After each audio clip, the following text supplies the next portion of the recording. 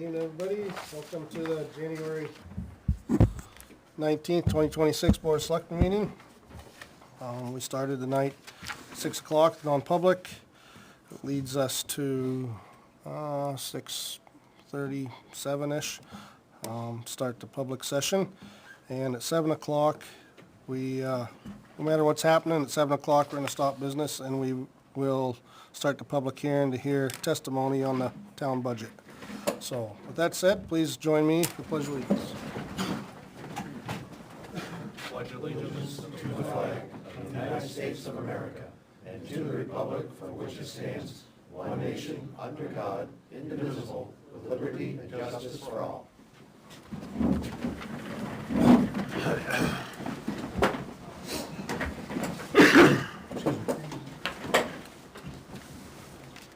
Alright, well, the department heads are all here for the public hearing, so, want to do your administrator report? Oh, yeah, I'm sorry, hurrying along. Public comment?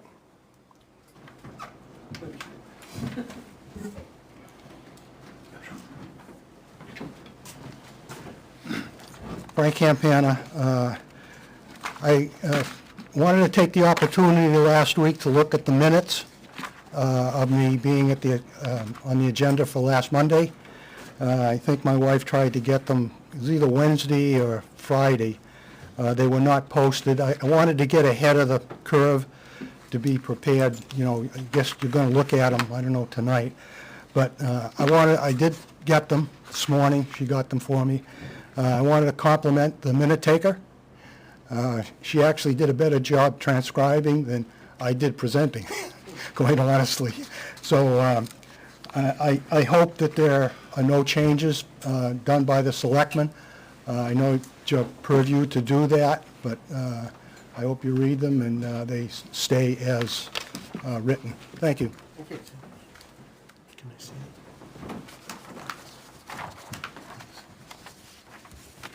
Good evening, Richard Butt. I'd like to address some of the comments that were made last week's meeting regarding the police department. I thought they were pretty repulsive. This is in regards to detail pay.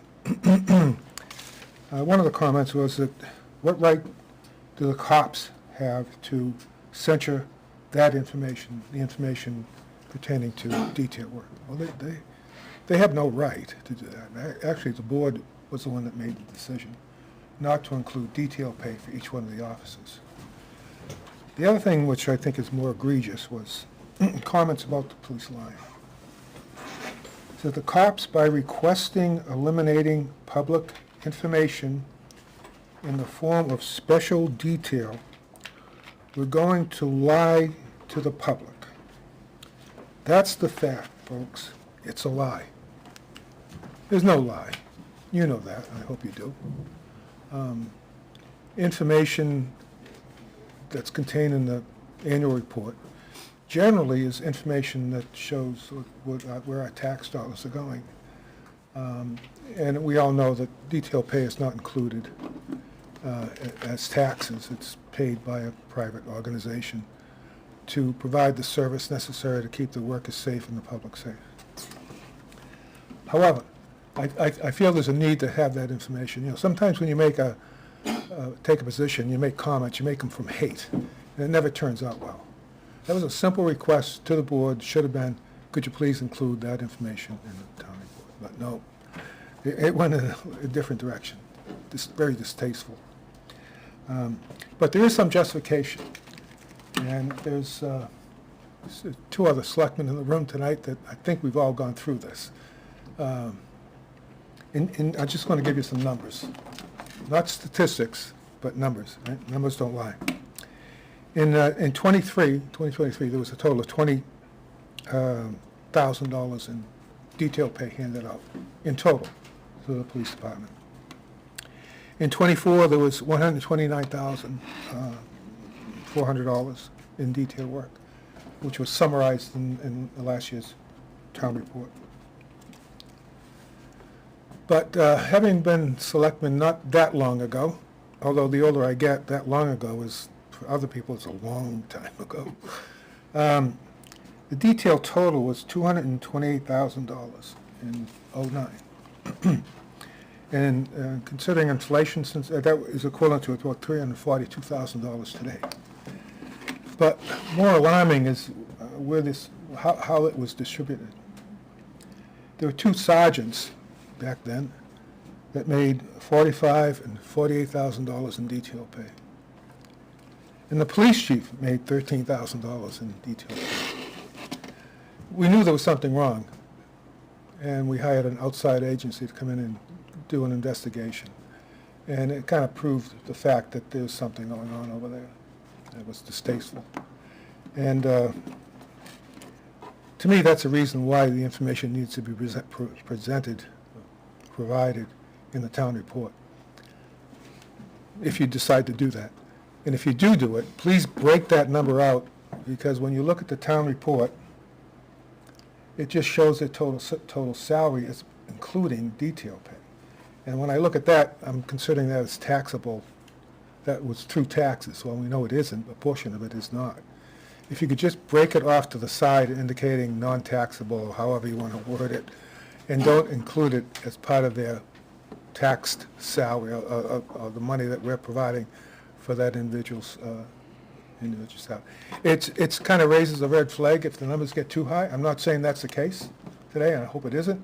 I've heard everything I've heard about police departments have been pretty positive, looking from the outside in.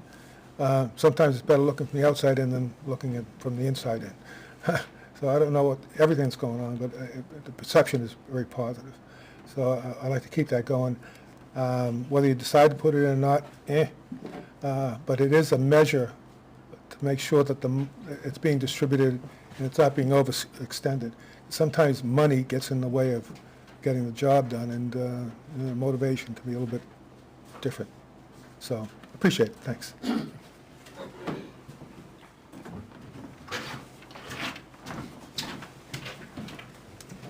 Austin McGuire. I'm looking for the board's permission to speak on behalf of the union as the local president. This is public, It really should be public comment, is it? we can't do that without, Okay, 1 second. Austin McGuire, Truck Street. Pretty disappointed that we're here right now talking about detail pay. When it was broken up, as it was this past town report, it was honest numbers, and actually in speaking with Finance Director Rouse, we were able to show revenues for the cruiser as well, which is important, where before it was just put under the officers' names. It's not very accurate, to be quite honest. When we post a job for the public to apply to us, it's the pay that the person can make. We don't post that they get overtime or details. That's extra. So we're asking that the details remain how it was last year, because it is an extra part of an officer's duties. They do it off-duty. It's not paid by the taxpayers. It's paid by customers, whoever's utilizing that service, for Eversource, Granite State, Asplin. It's not taxpayer. It's a customer-based funding. And I don't know if anybody here is asking Eversource or Granite State for their numbers of where their money's going, but that's where it is for that. And part of the other issue is that we were never approached as the union. I know the union members were never approached to ask us about why we requested that funding and put in the town report in that manner. We're pretty open. We'd like to, if anybody would want to come talk with us, I know the chief's also said that too. We're a very open agency. If anybody would like to come talk with us, we're allowed to do that. So, thank you. Thank you. Anybody else for public comment? Alrighty. Chief Moore sent you an amendment to last week's approval for the DOS J1 grant. You have an amendment? We wait on that till it's actually approved. Okay. Sorry, you can wait on that one. All right. You can, Otherwise, we just do it again. okay. I do have clarification for you, though. I know Steve is here for an article. Yep. Are you gonna go in order? Are you gonna go Not out of order? Not necessarily. We might go out of order, but Okay, because he's if you wait, he's near the end, but. I know, no. I didn't know plan how on you trying wanted to to bump do him. I figured maybe we'd, do the budget and then jump Because to I know there's this some one. for article for the fireworks, there's other ones as well. Yep. I figured maybe we'd jump around a little. I wanna stay on track Yeah, you with the can, budget and in the budget. yeah, you can go ahead and do the manifest if you want to But, do first. I didn't know if you wanna do your report, or you wanna do that after? I'll do it later. I gotta stay with you all night, so. Lucky you, huh? Well, I'll jump to manifest. We still got a little over 10 minutes. I moved over to the treasurer to sign the payroll and accounts payable checks dated January 22nd, 2026. Is included in the following manifest. Payroll manifest $93,642.03 weekly payroll, and 2026 accounts payable manifest $861,585.71 for a total of $955,227.74. That is the shortest one I've read since I've been in this seat. Do I have a second? Second. All in favor? Yes. You wanna do your minutes? Yeah, let's knock them out for you guys. I got January 12th here. Okay. What else do we have? We have January 5th and January 12th. We'll make a motion to approve January 12th as written. Second. Any discussion on them? All in favor? Aye. Yes. Opposed? All right, thanks, Cliff. Fifth? I make a motion we accept the January 5th, 2026 minutes as written and submitted. Have a second? I'll second. Any discussion on them, changes? Yeah, on line 21, we're talking about our going into non-public. Chairman Knapp was absent, but somehow we had five votes past that. Oh, so he walked Hang on. in just 2 seconds after we did it. Yeah. One of you guys raise your hand, please. So just suggest we change that to 4, On which, 21? line 21. Oh, gotcha. 4. Oh, yeah, he entered a minute later. Just after that, Yeah, I see according that. to the minutes. It was just after that. Yeah, it was. Any other changes? I didn't see that. I missed that one. Just want to remake the motion, so they're. I will change my motion to accepting the January 5th, 2026 minutes as just amended. Second. All in favor? Yes. Aye. No. Thank you, James. Any selectmen committee updates? Conservation, and basically I had this one site plan to approve, and some other discussions about some properties that they have in that. That's me next week. Okay. Bruce? Nope. Ben? Nothing. Meeting next week. Energy. You could probably start, I mean, you could get started early probably if you wanted to. Can we? Unless nobody has any issue, you could start a couple minutes early. How about some of the other articles? Huh? You got somebody here for some of the other Can we articles? do, I thought that all had to be another public hearing. No? You're in charge, I'm just asking, it's supposed to Just- that, and one, that's a legal thing, so. yeah. Does any other department has need anything? I know what we can do. Sound like we're gonna drum up business here. Let's do speaking assignments. Can you do that? Mm-hmm. Article 10 is a budget. Who wants to take that for deliberative session? I can walk you for 10 minutes. Who wants to talk about the budget at deliberative session?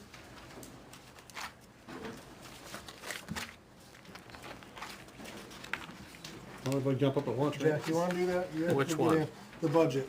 Looking for someone to speak You on the mean budget. You're in the- operating budget? Yes. Yeah, I'll do it. Jack? Okay, who wants to do the Board of Selectmen change of the veterans? We're gonna combine it. That's Article 11. I'll do that. Bruce? Okay, we have Article 12, which is the increase of veterans credit from 500 to 750. Sure. All right, non-union raises on 13.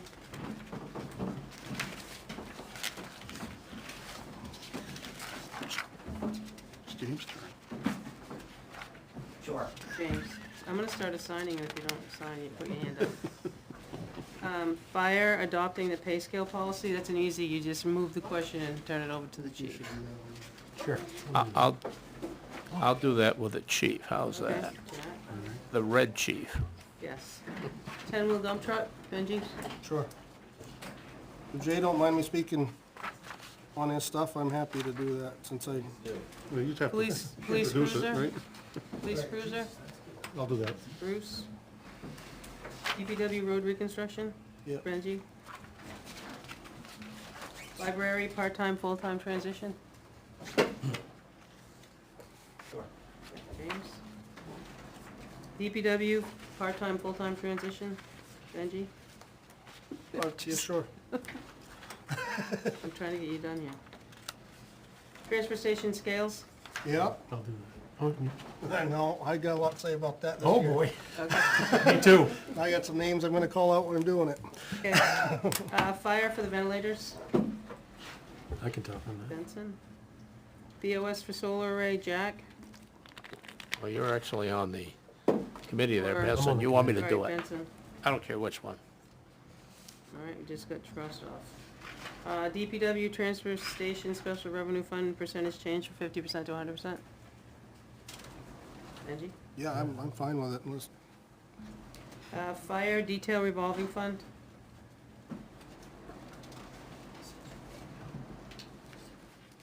I'll do that. Bruce? Park and Rec revolving fund, James? Yep. Cemetery cypher money,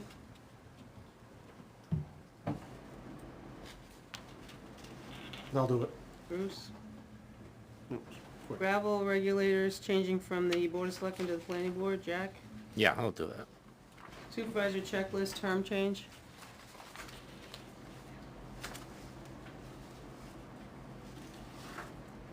Sure. all right, James, you got it.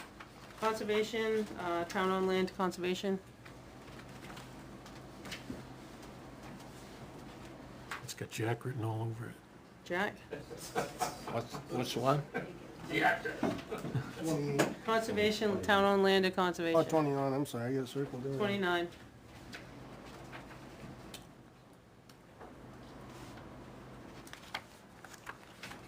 Yeah, I could do it. I understand what they want. Okay. Conservation for the town forester, I'll do that. Bruce. And fireworks, James? All right, and the petition, we do no more than pass it off. If you don't speak to it, or do you vote on it? Approval of it? I got you 5 minutes out.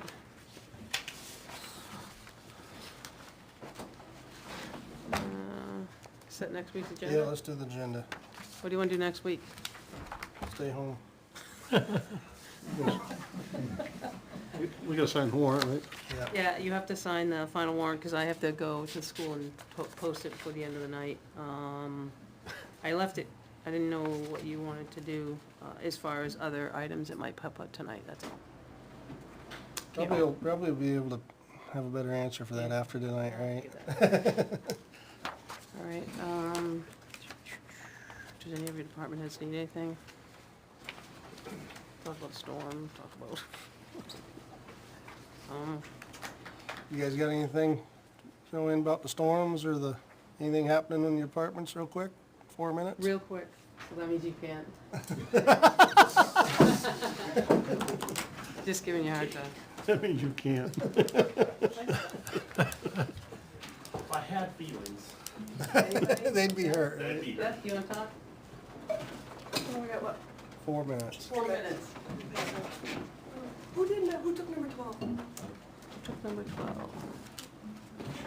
Took number 12 is Benson. He's looking like, Oh, oh. Wasn't, I think you meant to say Benji. Benson No, I said Benson. is fine. Passing out books. Mhm. You passing out books.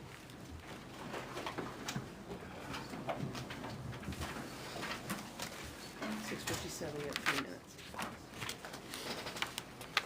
I'd happily start early, but Yep. I seen that in another place one time when they got crucified, so. Okay. So are you guys, Had things to do with it. what are you interested in moving around? Is that what you're thinking about? I think so. I'd like to start with the budget, I guess, since everybody's in here. And then probably Just move around? move around. Yeah. I did actually in the, give Steve the wrong time. I was swamped this weekend. So, moved him up to the front after the budget. Yeah, and you've got some waiting for the fireworks at the end, Okay, and then the rest are department heads or finance committee. okay.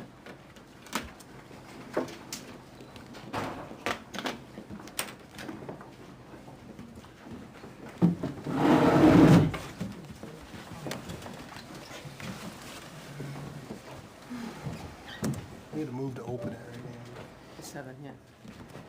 2 minutes.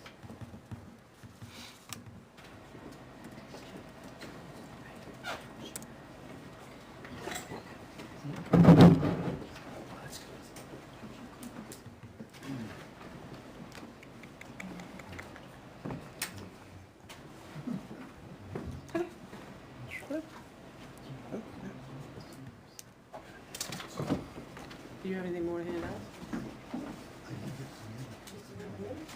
No? Yeah, Kate did.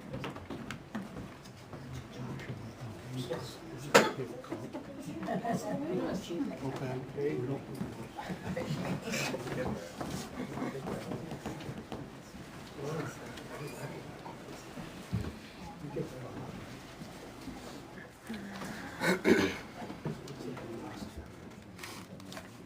One more minute, 6:59. Do you have a sticky?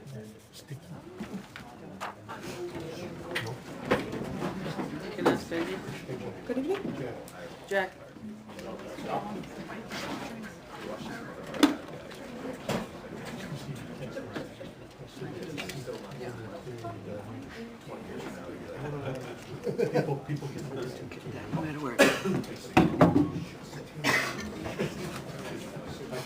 It is now. All right. That's all. Do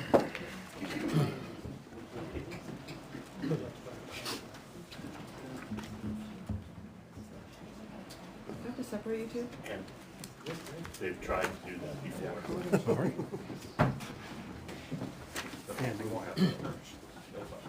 Very sorry. All right, good evening, everyone. According to Verizon time, which is probably delayed, it's 7 o'clock. I move that we open a public hearing to hear public testimony and comment on the 2026 overall proposed town budget, including all separate, special, and petition warrant articles, as well as the closure of the default budget. Have a second? Second. All in favor? Aye. Aye. I think I'd like to, Beth, you can kind of direct us how you want. I'd like to start with the budget and then maybe move around with the warrant articles and try to touch on the ones that the people are really here to talk about. I know for sure that Steve's here and there's some people about the fireworks. So you want to start with them first or the budget first? Let's start with the budget because I think most people in here are here to talk about that. I would like to start from the beginning. If there's, we'll stop and discuss it. I'm saying we can't go back, but just so not jump all around it, No, okay. if that works for All right, everybody. so we'll do the budget department by department. How do you want to ask the finance committee if they have any questions? At the end of each warrant, usually you, Yeah, I That's the suppose, finance. yeah. okay. So we'll start with Article 10. Yep, so we'll start with Article 10, which is our operating budget. The Board of Selectmen are proposing $9,638,402. If that does not pass, a default budget of $9,253,071. Don't even start today. It's so good. I'll start. That works, okay. So we're just gonna go through the summary real quick. We might not have to go into each department. So for general government, we're looking at a $91,292 increase, which is 7%. Most of that is coming from, sorry, not with it, the Selectmen's office, for personnel, as they are currently seeking a town administrator. The other large increase is gonna be under government buildings for heating and electricity. Those are the two largest increases for general government. We can go through the detail if you want. If there's any questions on general government, how about that? Any questions on general government? Nope. Okay, the next one we'll have is insurances. This is where we're gonna get hit the hardest in our proposed budget. For workers' comp, property liability, and unemployment, we're looking at an increase of $149,919. So that is our largest increase in our proposed budget. That's almost 25%. Any questions on that? Because that is a big, It is a large increase to our budget. The reason why, our rates actually went down from last year, but because this number is from 2023, our rates have gone up since 2023. But they have gone down since 2025. Any questions on insurance? well, I think that's a good explanation to, But Even though they it's went a- down. yeah. You're gonna see that throughout. The police department, they're proposing a $60,245 increase, and that's a 2.74% increase. And if you look on page 13 of your workbook, this is his detail. The largest increase is going to be contractual, for dispatch. That went up $13,459. Tasers, he's proposing for $11,250. And then the ballistic equipment, he's also proposing for $12,240. That's the highest of his proposed increases. Anyone have any questions for the questions on chief while he's PD's here? budget? Sorry, say that one. No, I just was asking if anybody had any questions on PD's budget. All right? Moving through, Benji. Fire department, they're proposing an increase of $49,337, and that's an increase of 3.57%. And their details are on page 14 and 15. Their largest increase, again, is gonna be contractual, which is the capital area mutual aid. That's actually not a contract, I'm sorry, that's just a non-discretionary item. It's not a contract, legal agreement. The other increase is for protective clothing. A lot of their increase is due to that they are a 24/7, 365 facility now. So a lot of things is getting worn out more. All their janitor supplies, all their uniforms, protective clothing. So there's a lot of increases due to them being 365, 24/7, 365. Any questions on fire? Finance? No questions? Okay, so on other public safety, that it makes up 4 departments. It makes up emergency management, ambulance, code enforcement, and forest fires. So other public safety, that's actually a decrease of $14,316, which is a decrease of 7.59%. The largest decrease is due to the ambulance billing. This has always been in the proposed operating budget. They have a special revenue fund where all the billing expenditures come out of. So that fund has always been sufficient enough to take care of that, so we're going to take it out of the operating budget. And then code enforcement, a small decrease of $6,000. If I'm going too fast, let me know. I feel like I'm really rushing through this. I know you have a lot to do tonight, though. So highway department. Highway department actually has a decrease of $43,240. That's a 1.98% decrease. The largest part of the highway department's decrease is based on the fuel and diesel rate. We removed almost $140,000 worth of fuel and gasoline from that budget. So his budget actually went down? 23, the price of fuel was a lot higher than today. Yes. Yep. Yeah, they're using the same amount of gallons, just the price per gallon is a lot cheaper. Animal control, there's just a slight increase in that budget of $1,355 or 7.64%. That's due to an animal control officer that was recently assigned. Health department, small increase of $343 or 6.27%. Welfare, there was actually a reduction of $1,104, or 4.88%. I just want to verify that. Okay, yes, all right.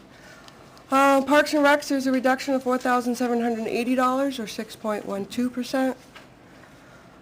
Library, there's a small increase of $7,357, or 2.22%. Patriotic purposes, we zeroed that out. Conservation, their budget was reduced to $8. That's $1 per line, just to keep it open. All of their expenditures come from their funds now. Economic Development, that stays the same as $1. We're proposing a new department, Energy Commission, for $425. That covers mostly dues. And then our debt service, it's the same as our default. So our total proposed budget is $385,331 higher than our default, which is a 4.16% increase. Okay, questions on the budget? Sorry? You mind coming up?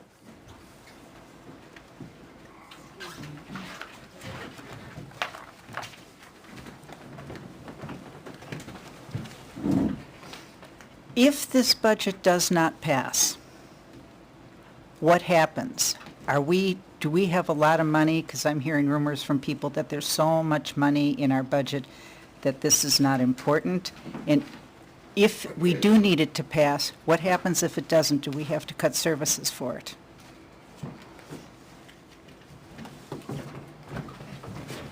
Okay,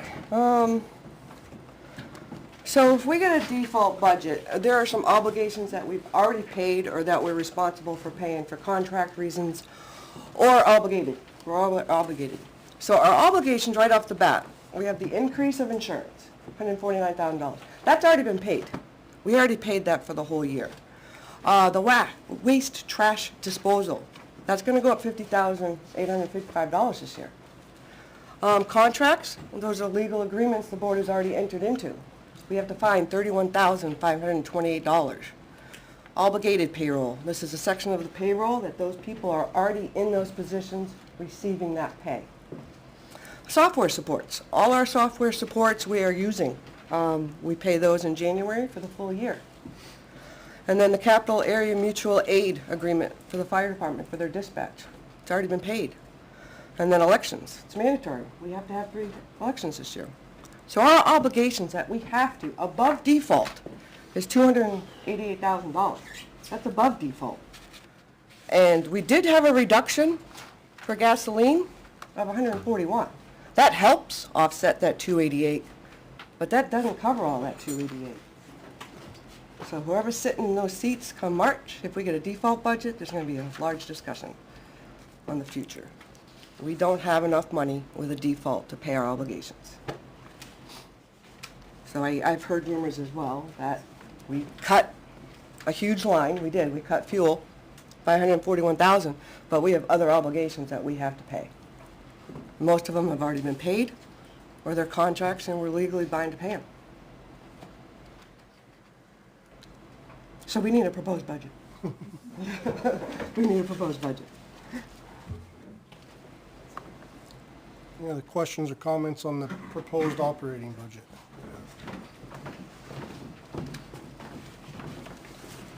I have a specific question regarding fire department operating budget, but it also relates to warrant articles that they put in. The fire department has increased the amount of money going into their line for detail work. It's now I think $13,000 somewhere in there. Would It was 15, they're proposing 15. They spent 13. Oh, okay. So anyway, there's money in their operating budget for detail, $13,491. But there's also a warrant article on here to create which it should have been, a revolving fund for detail work. So, can we put something, it may seem minuscule to you, but could we put something attached to that article? If that article passes, the operating budget will be reduced by $10,000. Can that happen? Of course it can. So just to correct, sorry, I'm really sorry. To correct Mr. Butt here, we only have $1,500 in the proposed budget. We spent $13,025. Oh, okay. So there's only $1,500 in the proposed budget. And I almost want to say we've already spent that January through. Okay, because this Currently- wouldn't go into effect until after the vote. Yeah, it would go after the vote. Chief, Chief, he has something to add, you want to hear? No, never mind. Oh, wait, It's, I'm all set. all right. Sorry. I guess, Giving you money. I guess his question is over.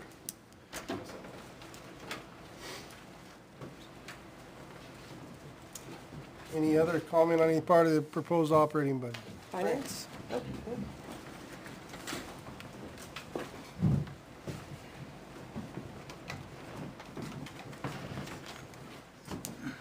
Frank Campana.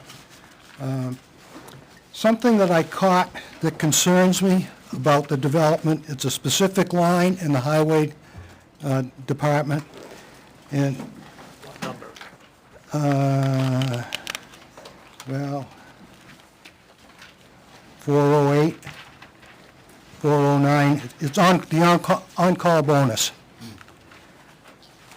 Okay. And I want to be understood.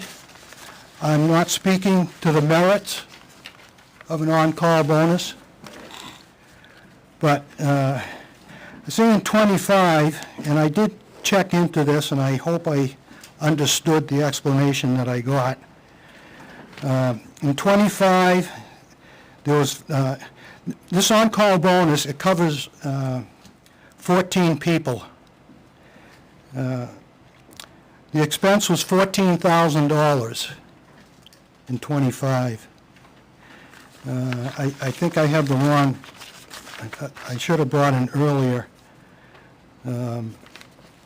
budget. But in any event, it was $14,000.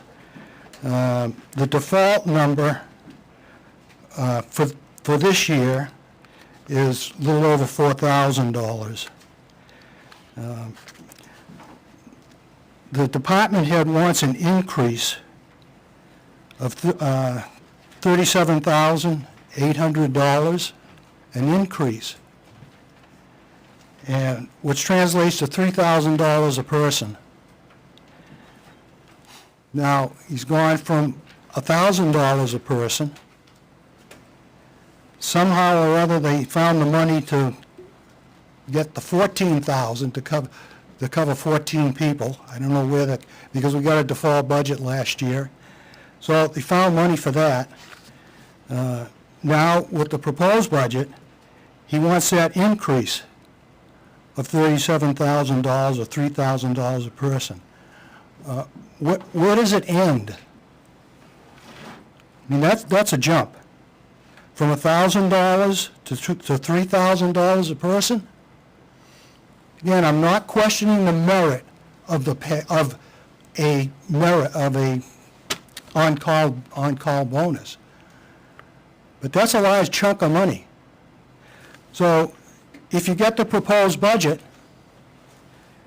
that $37,000 at $3,000 a person, can I, as a taxpayer, expect the following year to have it bump $200, $250, $300, $400, $500? You know, it's never ending. So that was the one thing that I caught, and it doesn't give me a lot of confidence in supporting the proposed budget. When I see I'm not saying anything was done wrong, I say it again, I'm not questioning the merit. But, you know, when that started, it was your era, it was like $350, okay? That's what it started at. And I'm not saying why is it $3,000 now. But again, it doesn't give me confidence in the proposed budget when I see that type of expenditure. You know, the taxpayers, they don't know anything about it, unless maybe the people here tonight or somebody looks at a budget written off. So that's my concern, and quite honestly, I don't like it. Okay? If he wanted to do anything in regards to an on-call bonus, maybe it should have been a special article, and it gives everybody, you know, the exact amount and the exact explanation of what it is.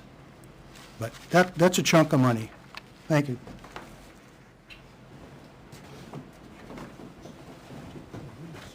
You want to respond to that, or was you just making a comment, or do you have a question to that, Frank?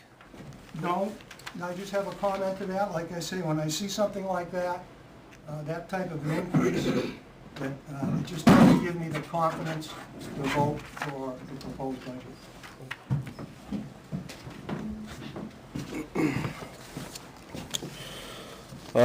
So, like Mr. Campana said, he's not arguing the merit and why we're asking for that money. I think the last 3 years I've asked for a proposed budget, it's been the same number. Last year, I believe the Board of Selectmen, well, they had to, obviously, approve the 1,000 that the team got. But I've asked for the same amount of money, and the 3 years that I've been asking for a budget, there's never been a time that I've asked for a certain amount of money and then the next year came back up and said, hey, I need more money for this. I did the same thing with the raises. It was brought up at the Finance Committee a couple weeks ago that, oh, well, Highway Department's going to be asking for step raises now, and I said, listen, I asked for raises 2 years ago, told you guys I wasn't going to ask for any more money, and I don't plan on it. So I'd like to think that I'm trustworthy enough to where people could say the Highway Department's asking for this, that's the number they're going to stick with.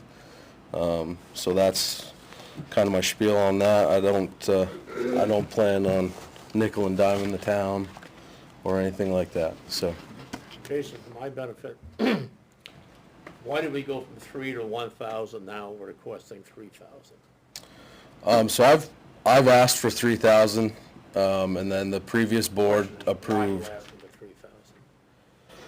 3,000? So basically, you're asking these guys to be tied down to the town of Ware for 22 weeks out of the year, and they can't be anywhere further than an hour away from this place to respond to anything. And it's not just snowstorms when expected snow's coming. It's trees that fall down, or you know, a dusting that blows in, and we need to get out there and salt some roads or sand some roads. There's definitely things that come up that aren't forecasted. So you're asking these guys to, you know, kind of change their lifestyle for that amount of time at least.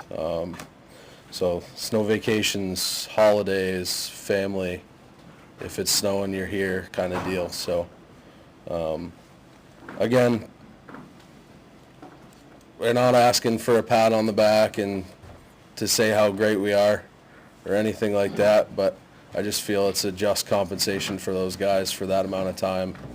How well did $300 work? How well did $300 work? You know, it's been that way for 20 years. I mean, it is what it is. It works out to like $1 a day, you know, for that 22 weeks. So you can't even buy a coffee for $1 a day anymore. So it's kind of discouraging. Half upfront and half performance-based? Yep, so it'll be half up front at the beginning of the year when we start our on-call, and then if you show up for all your storms like you're supposed to, you get the next half. If not, it gets reduced if you have like an excused absence. If there's anything that's obviously not excused, then we're going to have to go into that further. But So what happens if you have a short turnout for a storm? What happens if you have a short turnout, or these people don't turn out? plow times get delayed, road conditions stay bad for longer, cleanup takes longer, so it's more overtime, more material most of the times, because you'll get hard pack, you'll have to go out with more salt, try to scrape roads consistently, so overall it costs more money to have less people. So this could also be considered a cost avoidance? I would think so. Sure.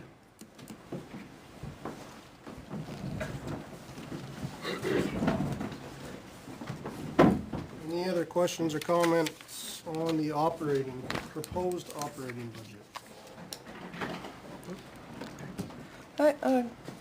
As you're going through your workbook, the next page just shows you where the $385,000 is, whether it's under non-discretionary, discretionary contracts, or payroll. Just so if you want to see, instead of going through detail by line, you can see it just short right here. Okay, so we're going to skip to the warrant articles now. We've done warrant article 10.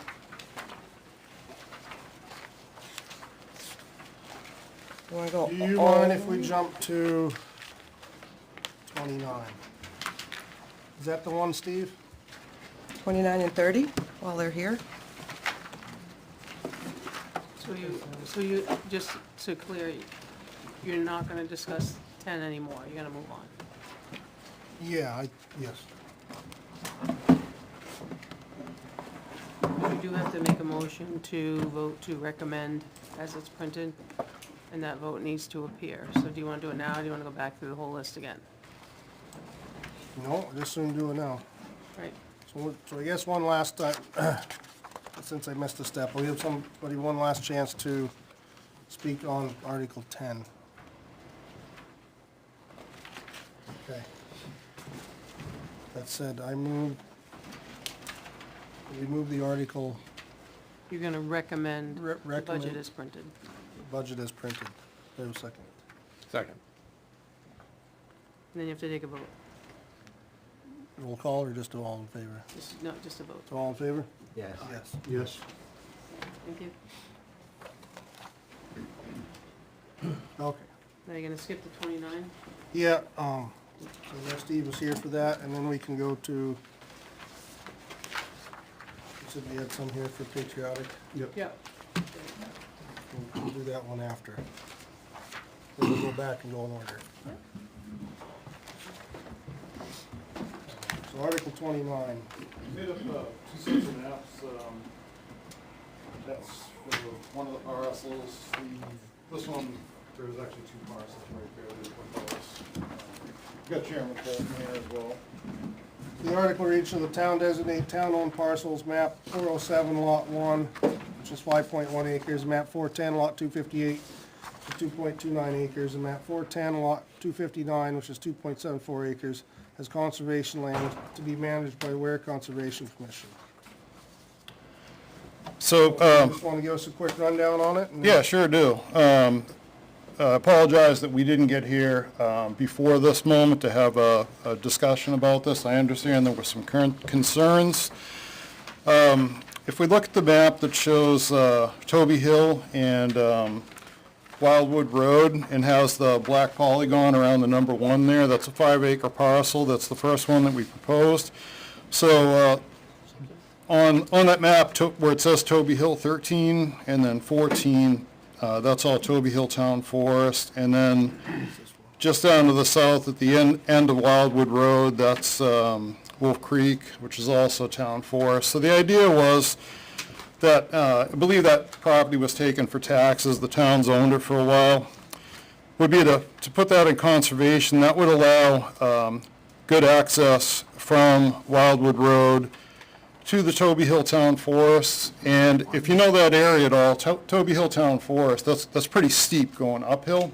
So if we went in there and did a forestry operation, we could skid downhill onto that lot and pull out through Wildwood Road, which is a pretty decent Class 6. It's actually in really good shape. So it does a lot of good things. It's a good public access, and it's good for future forest management.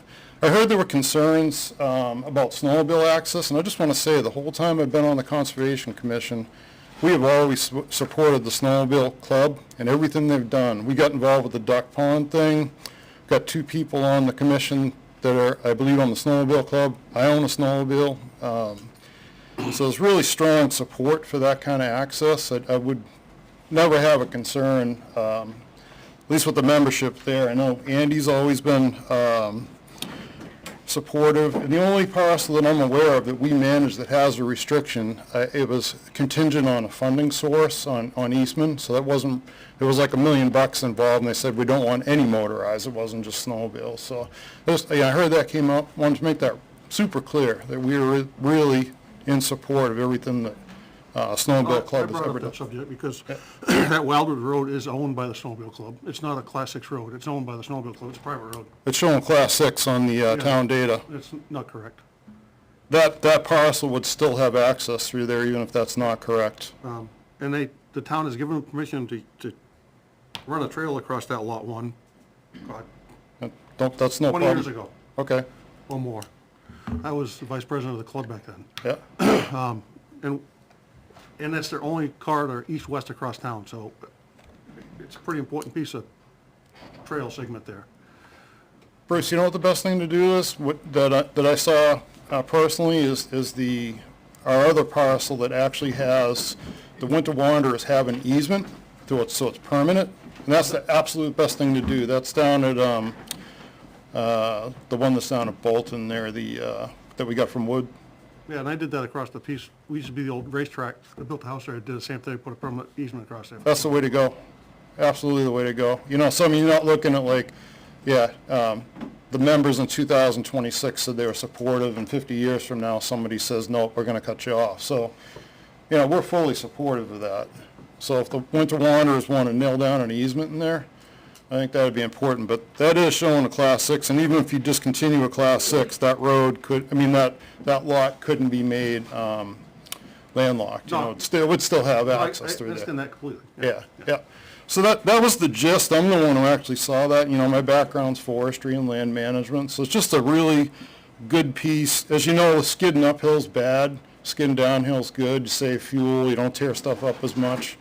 So really good opportunity there, and definitely not a negative for the Winter Wanderers. Or, we even, back in the day when we had a ATV club, we supported their access to Felch, and that kind of fizzled out, but we were behind it, so we haven't been like that at all. So just want to throw that out there. And then the other 2 pieces that are involved, there's always been kind of this movement to try to put back together some of these failed paper subdivisions, like down around Farron, and that's all that's going on there. Yeah, when you add them up, hopefully can put some of that back together. That's just such a neat area to do whatever, walk, hunt, whatever you're doing, ride a bike, just cool spot. And that's been the long-term gist of the Conservation Commission. It's been a target ever since I've been on the Conservation Commission. I remember when I came in first year, I think Pat Myers threw together a warrant article for a couple pieces down there. So same kind of thing. So I hope you all could support that for those reasons. Yeah. Cool. Anybody got any questions on that? I know he wanted to come speak on it, so appreciate you coming in and waiting. I gave you the wrong time, so. Oh, sorry. Thank you. Appreciate it. Do you guys need to know anything about the Article 30? I think it's the same old, trying to, just doing the active forest management. I don't know if you, any questions or? Okay, yeah, perfect. Chairman, if I may just add about a minute here. Sure. Andy Fulton on the same article about town lands. Just specifically to these 2 that were Steve just spoke about off of paper subdivision, Marsh Ridge Road. Those 2 lots abut 3 other lots that were similarly designated several years back. So they're small lots, but put them together, they form about a 15-acre contiguous area that could be under town management. And also in that same subdivision, there are approximately 11 additional lots that were either previously gifted to the town for conservation or were similarly tax forfeitures that are designated conservation. So those two little pieces aren't, isolated and a new idea. This is part of an ongoing project as we've managed over decades now to piece together a larger, potentially valuable conservation area. And those lands are, a little bit more than just stuff that sits there. It's stuff that's open to forestry. It's stuff that's open to recreation. It's open to hunting. These pieces preserve water quality. They do a lot of things for the town. So conservation land in general, town forest or non-town forest similarly managed, do a lot of good things for the town. And I appreciate your putting this on the warrant again and giving us a chance to talk to it. And we'll be available, at least I'll be available again at deliberative. So thank you for your support all. Thank you. Do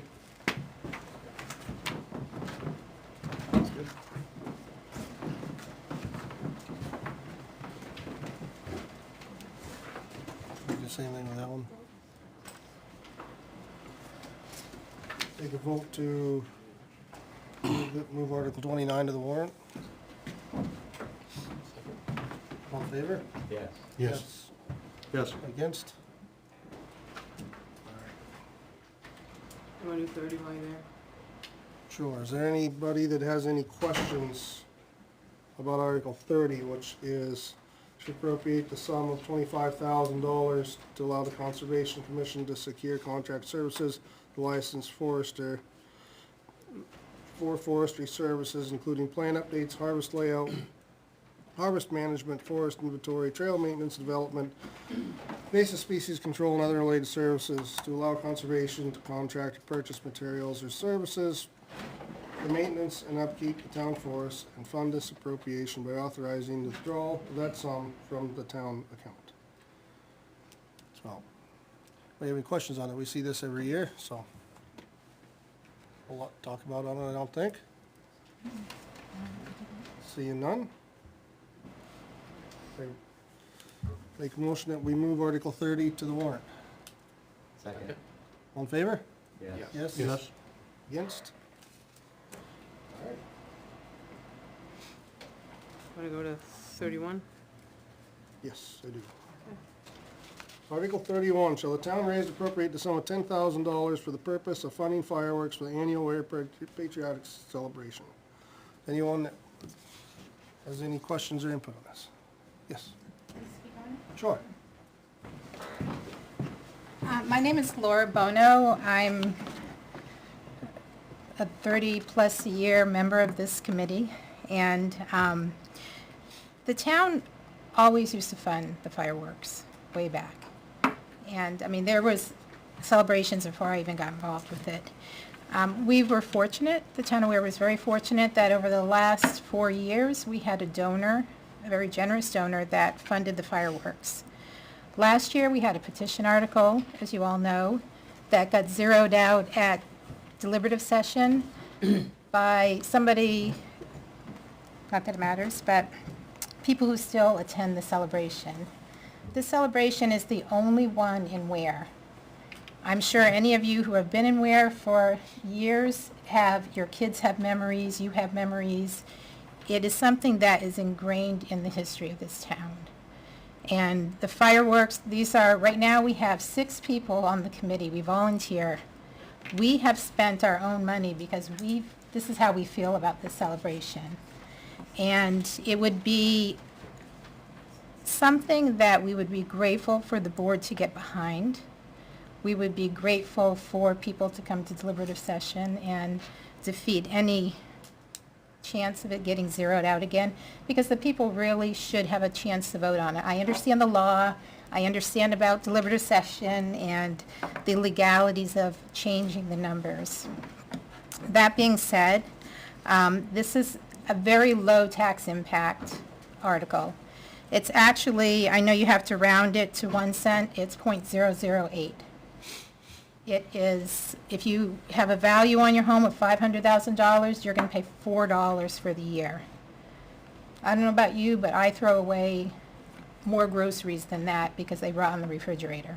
But it's just something, this is the 250th celebration of the United States. It would be great for it to pass this year especially, but I will tell you that the committee felt kicked in the gut last year after getting those signatures, and having people who maybe don't understand the history behind it. And we had searched our souls and considered saying that's it. We had some donors come forward, which really kind of defeats the purpose of showing people that this is the consequences of your vote. Because people did step forward, but that's not going to happen all the time. And if you don't have people who are willing to step up and volunteer and put the celebration on, it doesn't matter. So I hope you support it. I hope the residents support it. And happy to answer any questions if you end up having them. Any other questions or comments on Article 31? Kate Bloom, Duck Pond Road, so I am the one who zeroed it out last year, but I also privately donated to the fund because I did want fireworks. I just don't believe that they should be funded through taxation. Taxation is compulsion, and by voting for this, you're saying that it's okay to force your neighbors to pay for your entertainment, with the result that they can lose their home if they're unable to pay those taxes, and that's not how you create community. You create true community through voluntary participation. So this is a private organization asking for public dollars. It's not any different than the Friends of the Library or the Weird Democrats asking you to put $10,000 on for taxpayers to fund them. I don't know why it's okay for one group to do that when all these other groups are able to fundraise to do the events that they would like to do.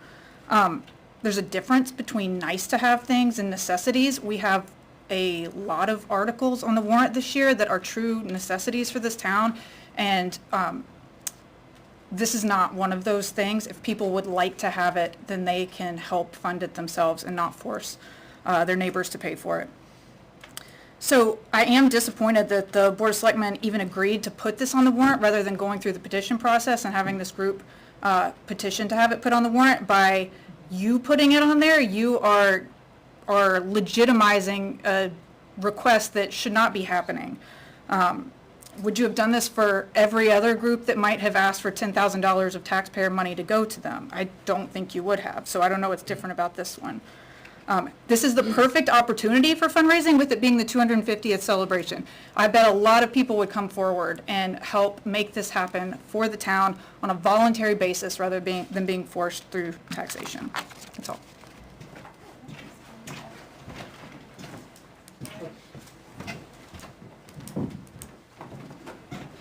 I just wanted to clarify a false statement that was just made. We are not asking you to donate the money to us. We are asking you to sponsor the fireworks on behalf of this community. We are not asking you to give us the money. We don't want to handle the money.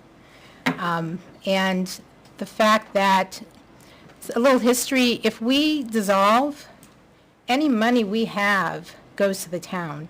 That's how this was set up. We are our own entity, but we are tied to the town in that manner. So it's a little different. A lot of organizations, nonprofit organizations, use this weekend to raise money for scholarships.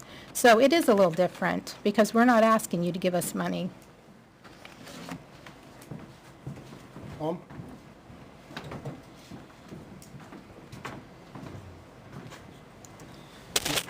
I think it should go on the warrant, and I would support it.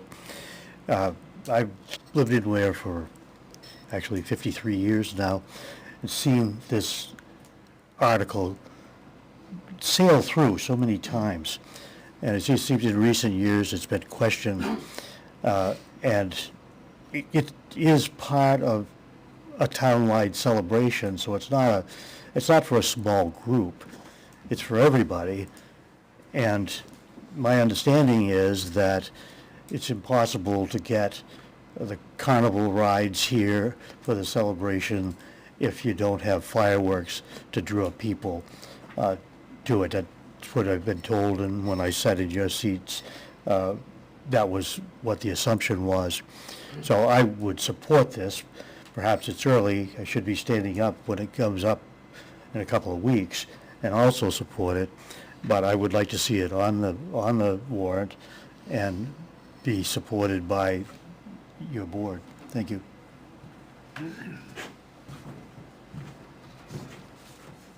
Anything else, anyone else on Article 31? The board have any discussion or input on it, before we take a vote? Frank? I move that we make motion that Article 31 gets moved to the ballot. Second. All in favor? Aye. Aye. Opposed? You're gonna go back up to 11? I think so. Makes no sense, right? Everyone else is here for,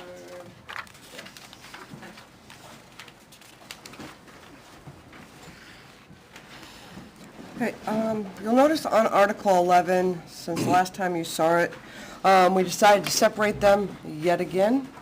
So the first Article 11 is the one that we should put on for the service-connected total and permanent disability veterans.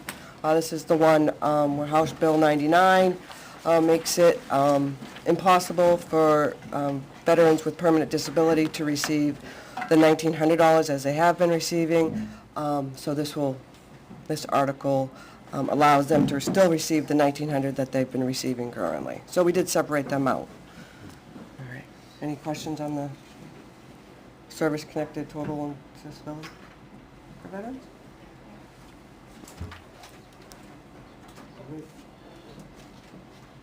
I move that, make motion that we move Article 11 to the ballot. Second. All in favor? Aye. Aye. Yes.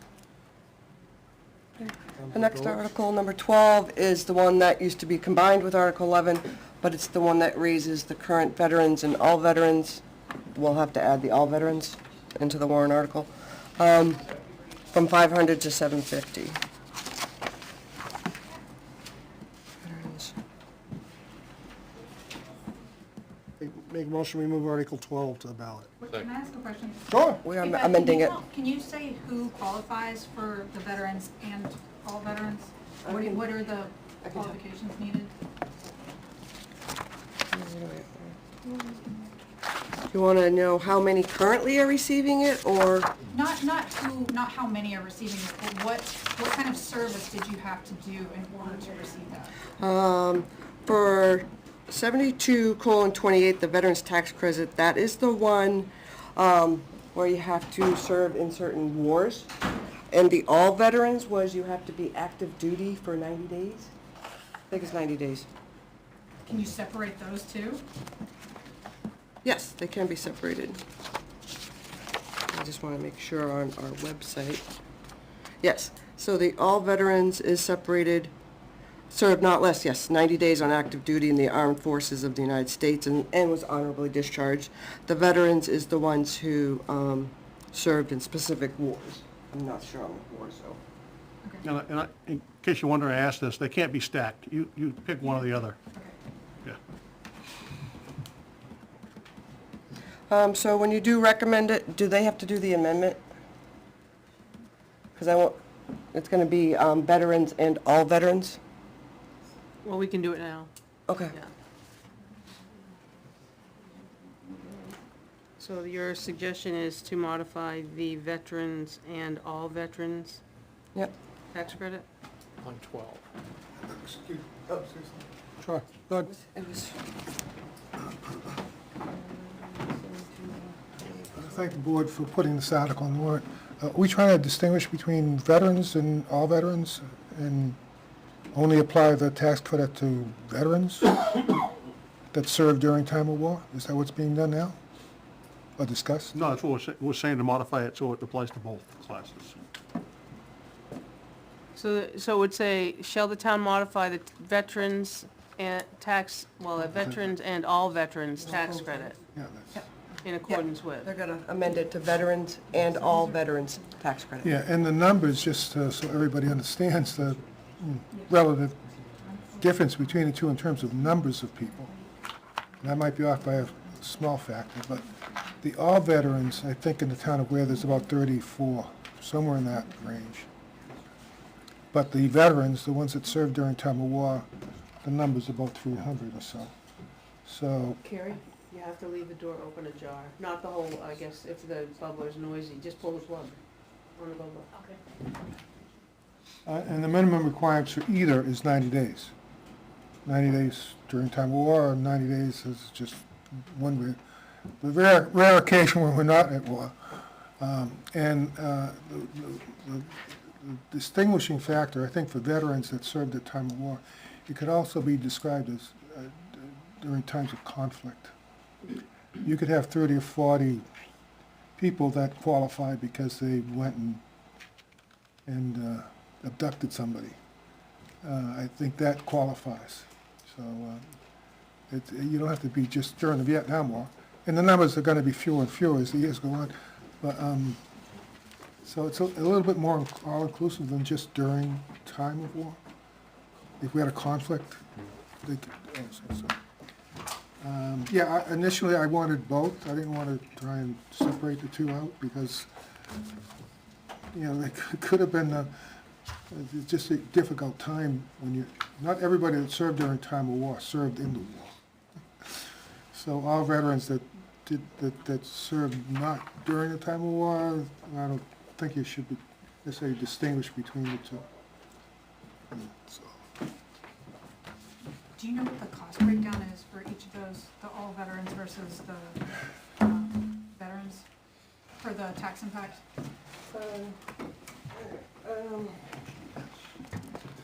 So currently we have 44 all veterans, so that would be multiplied by 250. Currently we have 323 veterans, multiplied by 250.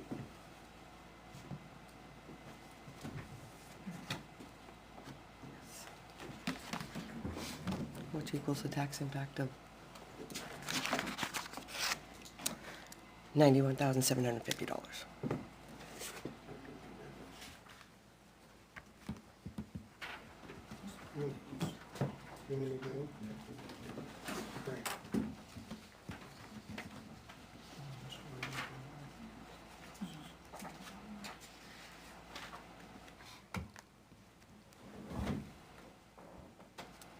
Anything else on that? Do you want to read it, make that amendment, Jack? Just change Article 12 to include and all veterans. After veterans.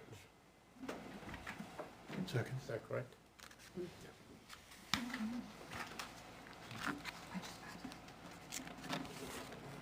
So you made a motion and he seconded it. All right, all in favor? Aye. Aye. Against? All right. Bruce, you want to take 13, I just got a phone call from work, I gotta go. Sure. Article 13. So, just to clarify, did we vote to make a change on that? Or Yes, did you we- voted to amend Article 12 to say, shall the town modify the veterans and all veterans tax credit? But we haven't voted to add it to the article, to the warrant yet, have we? Is that what that was? Let's do that right now. Yeah, go Just to ahead. clarify. Yeah. Just make sure it's crystal So clear. your vote was for the amendment, now you're voting to put it on the ballot. Yeah, that was my concern, is that we didn't put it on the warrant. I'll make a motion that we approve Article 12 as amended for the warrant. Second. All in favor? Aye. Yes. Aye. Yes. Article 13, shall the town raise and appropriate the sum of $74,794, representing pay increases for all non-union town and library personnel, which equates to a 3% raise, based on employee evaluations. In case everybody isn't aware, this year we started a totally different type of employee evaluation that's more merit-based. They have to qualify to get that 3%. There's no guarantee they're gonna get it. It's all based on their evaluation, which is merit-based. So it's not an automatic increase for every employee. Some employees may receive a little less, some may receive a little more. But the average overall is gonna be 3%. The article says up to 3%. So they won't get more than 3. Okay, I'm sorry. Questions? Go ahead, Dick. Clarify for me, it says up to 3%. Yeah, that's my mistake. Okay, so you're gonna amend that? Yeah, It already says up to 3%. the maximum is 3%, but But it's, you just indicate it's gonna be performance-based, and somebody can get more, so somebody gets 5%. Not more than 3%. No, not more than 3%. that's my mistake, I'm sorry. Okay, 3% or less, Yes. maximum 3 or less.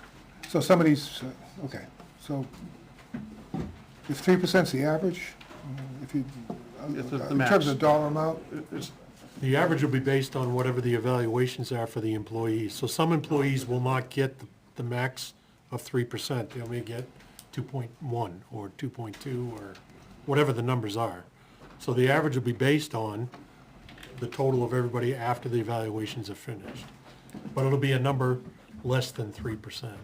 so, If, so a real outstanding, walk on water performer, the maximum that person get is 3%, correct, even though somebody got 1%. Right. correct. So it's not a pool of money you're dealing with. Because if you're dealing with a pool of money, that person that got 1%, or the 4 or 5 people that got 1%, that money would be available to increase the amount for the other employees. That's the way we've tried to do it in the past. It's a pool of money. And then you distribute the money based on the evaluation, and there's no restriction necessarily on how much the great performer could get. So it's a better way of doing it, because the maximum, the best performer you have out there, and they probably are gonna be up there, is 3%. You don't benefit having money available to give that person another hit, as long as the pool of money doesn't go beyond the 3%. But you're not taking into account that poor performers provide a pool of money to be used for the great performers. No. What? So if everybody got 3%, the max would be $74,794, correct? No, No, I'm gonna let it. no. I wasn't here during the month of December when you people figured this out. Good point. Yeah, so it was based on the employee evaluation. The board came up with a multiplication factor based on what they got for performance review. So then I took everyone's current rate, multiplied by their potential increase, and came up with the 74,794. So it's not just 3% across the board, it's some not less than that. This is the number. This is the number. Performance evaluations have been done, so this, yeah. So as a department head, I hope this can ease some minds. As a department head, when we did our when we did our evaluations, I didn't know what the formula was gonna be for who got a certain percentage. So I would like to think that this year, obviously, could possibly change next year, that whoever has concerns that department heads are just gonna give their employees good reviews to get them up to the 3%, that didn't happen because we didn't know exactly who was gonna get what based on their average. So I just like that to be known. The chief and Lori, so whoever beats you to the podium, you both can speak. He's bigger than me. All right. And he's got a gun. So I spoke on this in 2023 and recommended the town, if they were still going in this direction, get an HR professional on this. I have experience in rolling out a type of performance initiative raise, slightly different, but 90% here. But we actually had an HR department to do this. You are not ready for this initiative, and I recommend it be suspended until you are. There's no policy and procedure. Naomi pointed out to me today the form is incorrect. For instance, if there's 2 categories for a rating, you're considered above average, let's just say 4.0 to 4.5.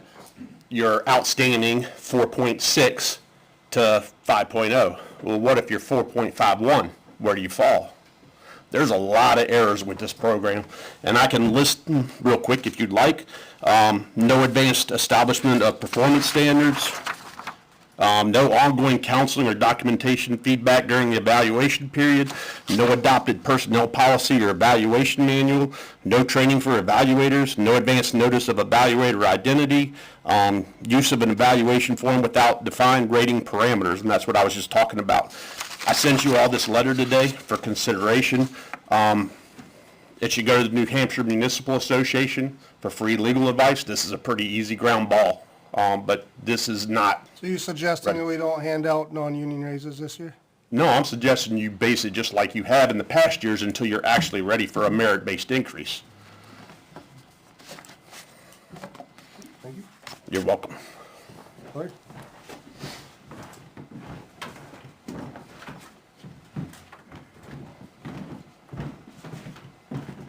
Lori Davis, I sit on the Finance Committee, but I'm up here as a resident. I've been involved with many businesses. I've been involved with different things in different towns. And I've been doing some checking with some attorneys. When you start giving performance reviews with no hard scales, what you have to do to reach this level, what you have to do to that level, when you don't have that in place, you're opening yourself up to a lawsuit. And I understand what we're trying to do, but it's not well documented. And I think you have to go back and just give everybody the same raise until you get a solid plan that says, this is this is that, because otherwise people can turn around and sue us, and we don't need any more lawsuits. I think you need to go back and look at this.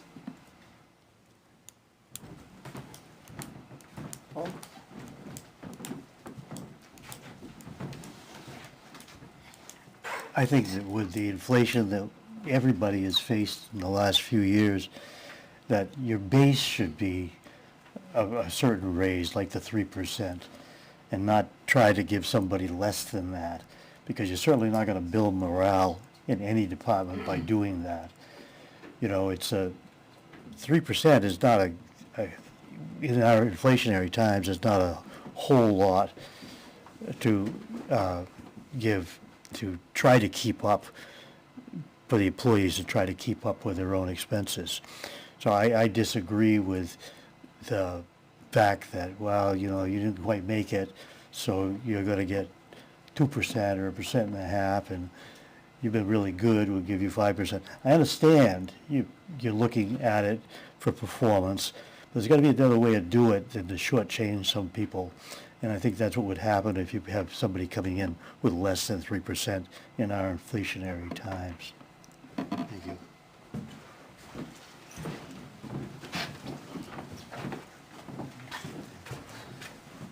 Hi, Tom Flaherty, Sunrise Lane. I'm also on the Finance Committee, but I'm here as a resident. So you've already figured out the merit increases. You're adding, it's in the budget. Will it be, I'm a little confused by the last statement, beginning in 2027 as a recurring expense. I know that the budget, that these people's, folks' salaries will be increased in the budget, and that'll carry forward to the next year, but is there going to be another article for a similar amount next year, or is this a recurring increase every year? I'm a little confused by the last statement, because you don't know how evaluations are going to go next year, so you can't put this amount in the warrant next year. But can somebody just explain the last sentence about the recurring program? Beth, do you want to answer that? Do you want us to? Yeah, it's just, like in years past, it might be worded a little differently, I can understand that. The 74,794 is for the 9 months of 2026. The 99,726 will be the 12 months of 27. So beginning in '27, it's gonna cost $99,726 annually. Does that make sense? Yeah, I get that. So you have, So Beth, next year, you'll have another one of these. correct. This is not forever and ever. You're gonna have to have another one next year.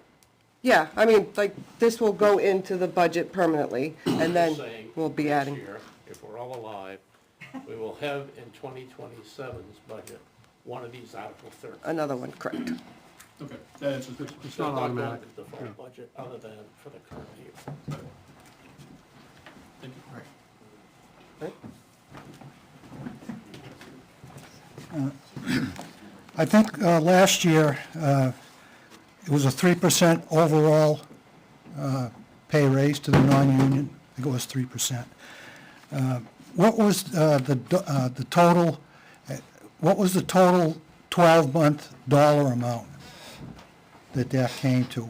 If that's easy for you to, relatively easy for Beth to get. And on top of that, any of the non-union people in the proposed budget,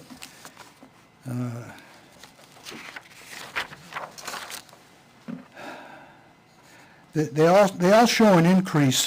Well, I don't know if everyone, I'm going to pick on the police chief, only because that was where I turned to first, but it applies to, Is that what you wanted? right, is that's This was last year's? Yes. Okay, so she gave me, the total amount for last year was $93,000 at a 3%. And the reason I wanted that, I wanted it compared to the $99,000 for the way this is laid out. I wanted to see how much. So roughly a $3,000 increase, I guess. But, so again, my other question, the non-union people that are in here, is their pay raise figured, there seems to be an increase on each individual for the non-union. Is that increase a 3% increase? Or, Not necessarily. or is that Let me perform? explain it this way. The bingo card has already been populated for people's objectives and their score. Okay? As a result of that, out comes a numerical number. And that numerical number gets compared to a range. And what Beth did was took the number of people that fell within these various ranges and calculated based on their salary and totaled it all up for the, whatever the money it ends up being. So it's not 3%, less than 3%. Okay. In many cases. Well, in aggregate, it's less than 3%. Okay, I think I understand what you mean, but that dollar amount, again, for department heads, it seems to be the department heads, there's already a dollar amount increase figured in their pay in here. No, that would have been the end of last, that would have been the difference from the warrant article to the other 12 months. When you say here. Okay. Yes, that you're looking at the 3 months that wasn't in the warrant article, Okay, distributed over everyone. okay, So that's why there's an increase in the budget, which is separate from this article. okay. All right, that I think I understand too. Okay, thanks. Kate Bloom. So it sounds like maybe this shouldn't go on this year based on what Chief and Lori were saying, but if you do decide to go forward with it in the future, it almost seems like two separate warrant articles, like have a COLA article that everybody gets 2.8% or whatever, like we've done in the past, and then have an additional merit wage pool that can add on to that COLA for, you know, excellent performance based on your reviews, so just thought.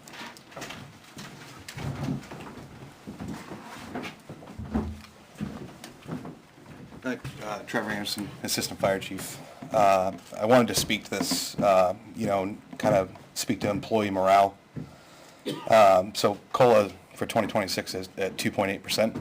So really, from the employee's morale perspective, you're basing their performance-based evaluation off 0.2%, right? That's the conversation I've heard around the firehouse, right? They find it extremely frustrating, right? That they're kind of, the two aren't separated, right? So, I think, I do agree with Kate Bloom, we really should in the future look at separating those two articles out. There's a COLA raise and then a performance-based evaluation, which would be two separate issues. But thank you.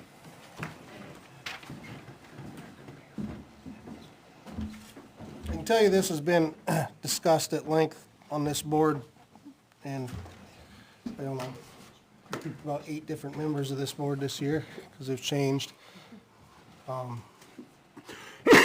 Between the 3 years I've sat up here and the 20 years I sat on that side, you're never gonna get more than 3% to pass in this town. So we're trying our, I fought for 5% last year and the year before. And one thing always gets thrown in our face is it should be on merit base. We hear that all the time. It used to be once upon a time, years and years ago, then we went with no raises at all, and then we went to just straight across the board raises to try to get people money. So this year, we went back to the merit idea. There was discussion and it wasn't unanimous decision, I don't think, on the board that how we got to this.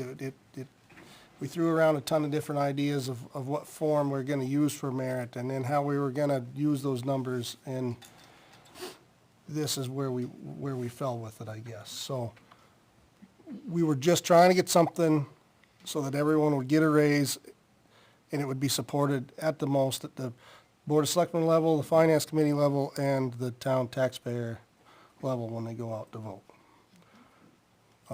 I would support a 5-6% increase for non-union. I wanted a 5% over the last 3 years because that's what union got.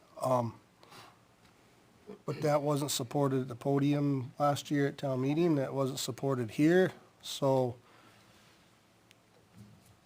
I hear all of you, I don't, a bunch of opinions that came together, tried to do the best to get you guys some sort of pay increase. Anybody else got anything to add or any questions? I guess my concern is the fact we're having this extended conversation is going to give enough people ample opportunity to feel confused and vote no, no matter what we do. Mm-hmm. I think the non-union should deserve a raise. I agree. I think we were very, I use the word conservative, trying to keep what we thought would pass, okay? So they would get something. My concern is the worry beads of changing this schedule that we currently have are adopted, that we adopted based on input from the past and thoughts about just giving 3%. 3% will be more than what we got now for a dollar figure. So I just think it's just disaster because all this discussion will lead to people confusing themselves and voting no. That's what I'm afraid of. So I think we've opened a can of worms, and I don't know how we fix it at this point. I mean, 3% is a way to do it, and then people say, well, gee, it was cheaper the other way. Right.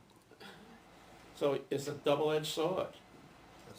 I mean, And I think that's how we got here, and let me just finish this. Yep. If we go above 3%, we start pulling people in who says, well, it's 2.8% COLA. Right. I just think we're in a bad situation right now for trying to get this thing passed. That's my concern. I hope the town truly supports whatever we put in there. But I just think the discussion is not beneficial to passing this. I don't feel bad about the evaluation process that we started going through. I think that was a good exercise for us, and and it lets everybody know where we want to go going forward. If we can, that doesn't mean we need to keep doing exactly what we've been proposing on this. I don't see any reason why we can't change this to be more of a, I mean, we want to go to more of a merit base, maybe based on the input that we've had tonight, that it'd be better to postpone that and get a whole lot more input on that decision. So maybe just go into a 3% for this. It'd be no different than we've done in the past. Yeah, we've had a lot more discussion about it, but I think that would just get us to a level set for another year. It gives us another year to get a much better plan in place. Beth, do you know what the number is for 3%? I do have it. I'll get it for you. Okay. I guess I can unplug it.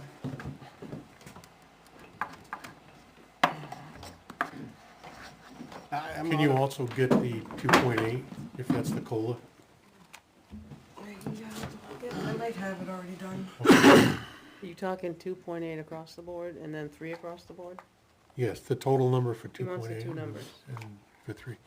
Because I agree with what you're saying, but we're also running into a situation where if we go above the COLA, people are gonna be like, well, why did people get more than the cost of living? But if we just do the cost of living, why aren't we doing the 3%? Because we were proposing up to 3% for people.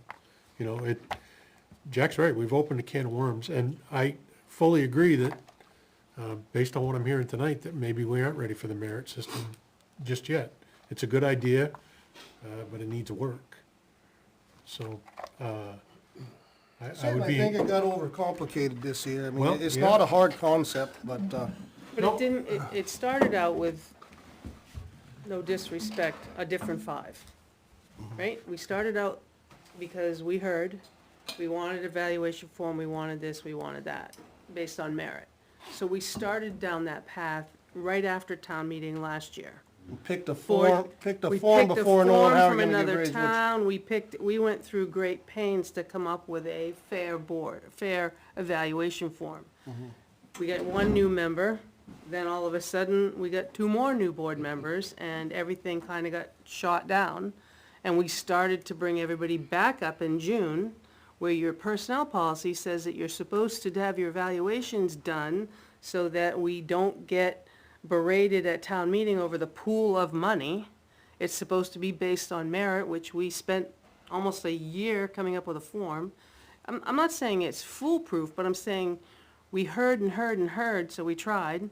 And then we rolled over because only 2 board members were original, and then we had to get everybody up to speed and then get others up to speed on how we were gonna do it. We shared the evaluation form as to what you were gonna be evaluated on prior to, I'll say, me doing it. I shared it with Jay, but I did not share it with the chief. Jason has his departments to do.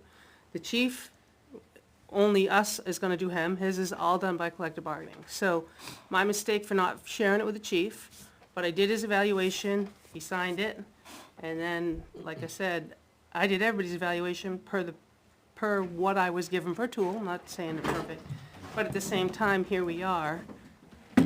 And 0.1% on $100,000 is $100 a year.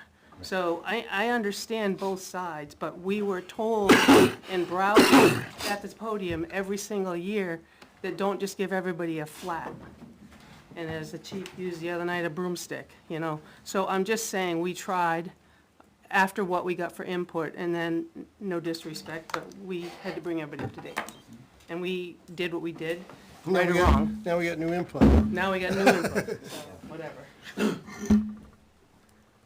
Magic number is? Okay, so for 2.8% increase, for 9 months, it's gonna be $71,311. For the full year, it's gonna be $95,081.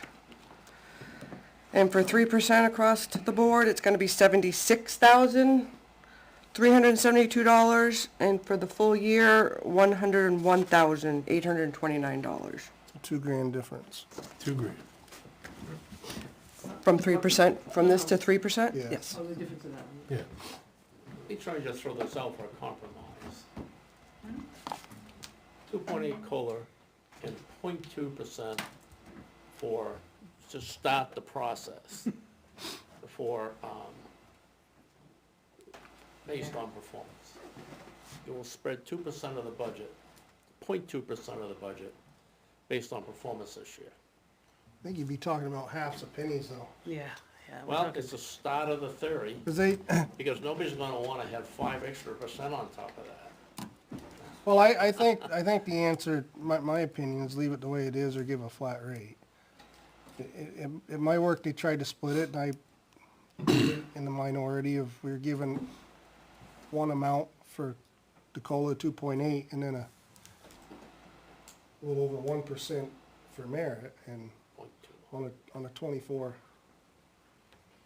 an hour truck driver, that's like 30 cents or something less, you know, and so. I would prefer give a large number like we did for merit, up to 3%, or do COLA, instead of doing a small merit, 'cause I don't know how you do a merit down that small. So everybody gets 3%, is what you're saying? One or the other, is my opinion. I'm happy to stick with what we got. All department heads put the work into it that we asked them to do, just want to throw it in the trash. Not throwing in the trash, it's just thrown in their folder. That nobody looks at. So, it's $2,000 difference in the overall town budget for the year if we go to 3%. Yeah, So really, for the employees, split up, I mean, you're talking a few dollars. a couple, Not even, it's like $2,500. probably talking Well, for less than a dime an hour For the 3%, the difference over 12 months is $2,103. Right, amongst all the town, non-union employees. About, yeah, amongst all non-union. And for the warrant, for 9 months is $1,578 difference.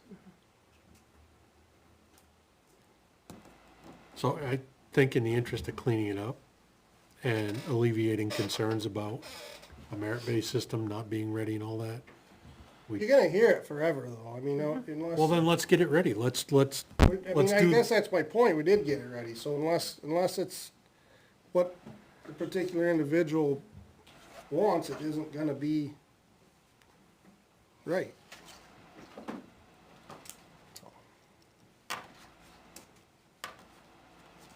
well, I heard a lawsuit, and I'm a Oh, little- Jesus I'm a little Christ, nervous you can hear about the that about lawsuit everything. end of it. You spend more than that.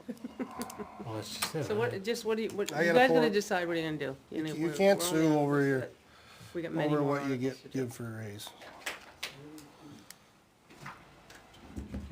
No, you can't. They have a Department of Labor in New Hampshire just for that. I've been audited, chief, by him, and I've talked in length to him, so. Okay. So what are you gonna do, 2.8 or 3? I'm hearing some that don't want it at all, and I'm hearing some that want a different merit raise. Does anybody, I think we're gonna stick with the merit raise, but I mean, the separate as two articles seems like the wise thing to do. We have the COLA article and then the merit raise article. Two separate articles? I mean, I don't know if it's possible to do that at this point. It's a little late, but, Jay or But chief, do you have anything? Either chief, but I'm looking at you. You haven't spoken yet? Yeah, no, I just believe that, really my own personal opinion is that the town should adopt at some point that every employee gets a COLA raise, whatever the government sends out that year, that's what the employee should get. It should not be based on performance evaluation, you should get that. That's the cost of living, that's the cost of a gallon of milk for you, me, any other person walking on the earth in the United States. That's my own feeling. And I think, yes, you should have a performance-based raise system off the document that you guys adopted, which I think is great. But I think that needs to be a total separate thing. I think you need to separate that And I don't believe that the town should be using, a COLA increase, as a merit-based. Again, that's my own opinion, but. Okay. Can I make another comment? Sure. So this actually goes with what the fire chief is saying, that, so with he has a proposed article about the step pay raises too, and I think you said it only goes up if a COLA raise gets approved by the voters. So if you go a little higher than COLA and it doesn't pass, then your step raises don't go up, even though so you wouldn't be getting COLA. Right, the you pay know. scale would not. So having it separate gives them the potential to still have their pay raise, their pay scale go up with COLA. I don't know, they're intertwined in a way, depending on how you word them or put Are them we allowed about. to separate these? Can we create another article on whole cloth at this date? I don't think so, because this is the public hearing. Public hearing, you're not gonna introduce a new article that no one can talk about. So the public hearing is based on notice of this document. So we've either got Work that. 2.8 COLA only or 3% 3%. with a little bit of a raise. We can pick any number we want. We can just say 3%. It doesn't have to be the 2.8 COLA. No, I think he raised the point, 2 point, it was a regular. No, I Right, was the understand, but COLA. we don't have to. No, Oh, yeah, okay, all right, all right. So not Jay, this do you have year. any input? You're the only department head not. I just think it's too late. I mean, Okay. I think it's really too late, and then I think you've created confusion in this last hour. We've created confusion with everybody.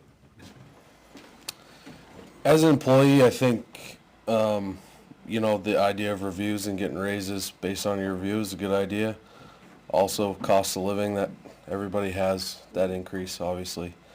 I'd hate for all this to get too deep in the mud and then all the employees, non-union, get nothing. So, you keep it as it is and fix the system as we go through next year. That's my opinion. I'd rather us, get 2.8 or whatever their reviews are and get a raise instead of getting nothing. So Most people, very shy under the 3%, if it's $2,000 over all the non-union. So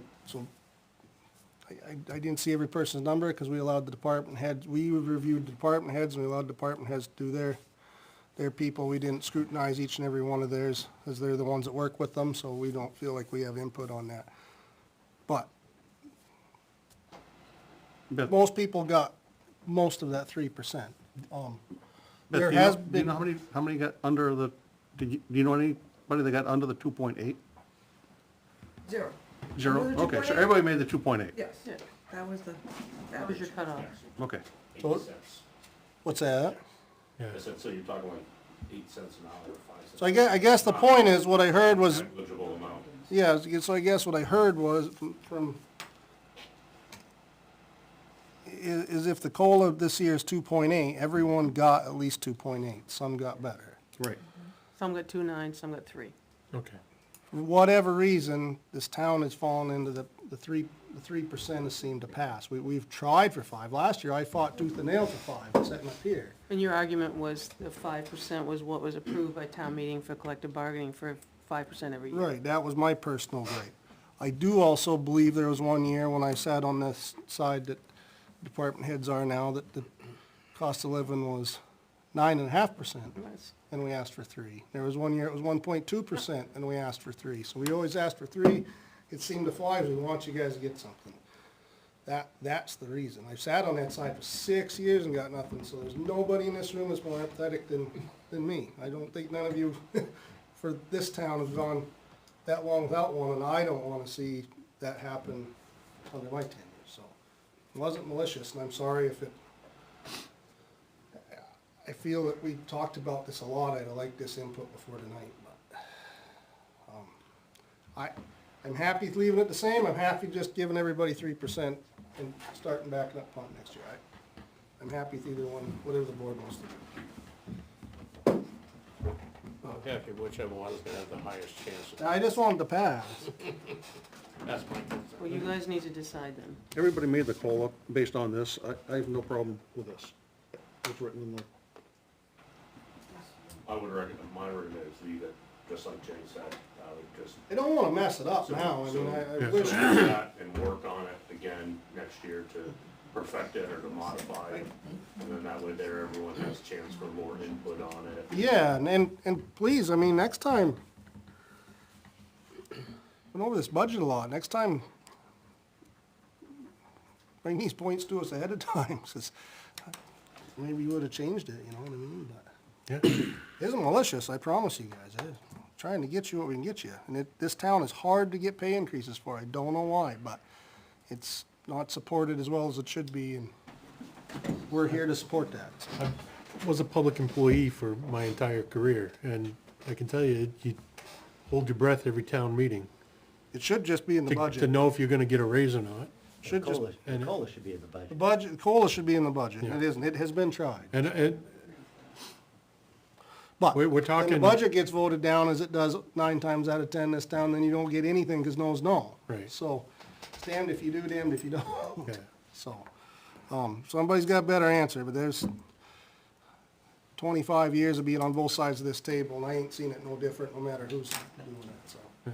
That's chief. One last thing, then we're gonna make. Yeah, I'll just add, is it possible to put an appeal process in place to have the annuals review? Because this wasn't communicated to my department that this was taking place. And I can give you a specific example of why an appeal process needs to happen, if you'd like to hear it. I have no idea how, this is public hearing, and what goes tonight goes on the ballot, so I don't know if we hang anything up, if anything will happen this year then. I don't know. I didn't realize we didn't have any chance of appealing things, so. As far as our annual review is based on how we perform over the year, and then that's attributed to a certain financial compensation package based on how you score. Right. If our score isn't correct, who do we appeal to? Appeal to the board. Exactly, can we have that accomplished? And they do it anyway. I mean, time manner. I mean, So I did his review, and he doesn't like the number, which is fine. But I just want you to understand, if you appeal to them and they don't agree with me and change your number less, what happens then? Well, I mean, all right, Just so saying. to be blunt, I was told by Naomi, she doesn't give outstanding performances because she just doesn't give that high of a rating. So I'm not being evaluated on my true performance. There was no mention of completing the emergency we're communication not here, system. chief, to air your Right, review. but I'm saying there are grievances with this process which should be contributed, otherwise it's a very non-meritorious event. And he did get 5s, just not all 5s, so. You shouldn't be talking about his personal Yeah. review in Yeah. a public setting. Oh, that's fine. Okay, that's my point. I mean, it's inappropriate for everybody to No, discuss sure. both sides. I don't have a problem if you feel you have to come before the board to hear an appeal. Doesn't bother me. I used to do this all the time, so Right. that doesn't. So what are you gonna do tonight, though? We need to- I wanna get back on Article Yeah, we need to 13. make a, And maybe we ought to just simply make the motion for Article 13 as it stands and see where we stand. Because Yeah. we've been discussing this. I'll second that motion. Okay. I meant that for Benji. Well, you made the motion, Jack. Okay, So whatever. what was your motion to, Accept it as Article written. 13 as is.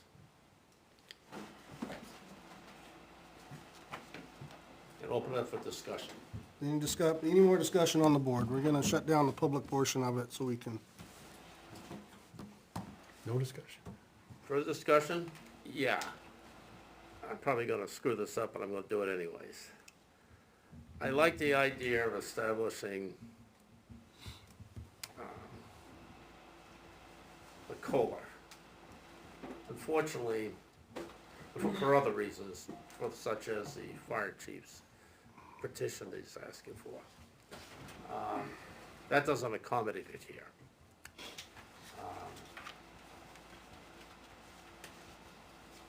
I just know we're gonna have more discussion at the town deliberative session than this probably deserves because of this conversation tonight. So,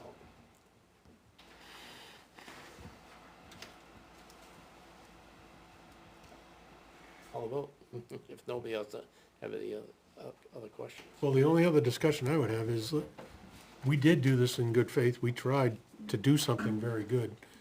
I didn't anticipate that the word lawsuit would be tossed at us afterwards. I think we did a pretty good job. I think the evaluations were done fairly. I think everybody lands where they land, and we've even had department heads tell us that they have no trouble evaluating people fairly. They're not just gonna push people into a high evaluation so they can get more money. We've heard that from at least one department head. So I think the evaluations were done correctly, fairly, and I'm in favor of leaving the article exactly the way it is and moving it forward. And if there's an issue, it can be talked about at deliberative. It can also be worked on and corrected for next year. Any last discussion on this? Jack has moved it already, so. I guess I would just say, at this point, I think it'd be a little more straightforward, a little more easy palatable for everybody if we just said 3% across the board, be done with it, go into deliberative without anybody coming in and asking us why we're, you know, why are we kicking the can that far, you know, to the public there? Why don't we just make a decision, we'll do 3%, we'll come back in a year, before a year's up, and have a better playbook in place. So Benji, you also have the potential of 3 new people on the board. So what are you gonna do again? Start again? You know, Usually, right, we did So this, we- we did this twice last year and Well, last other year.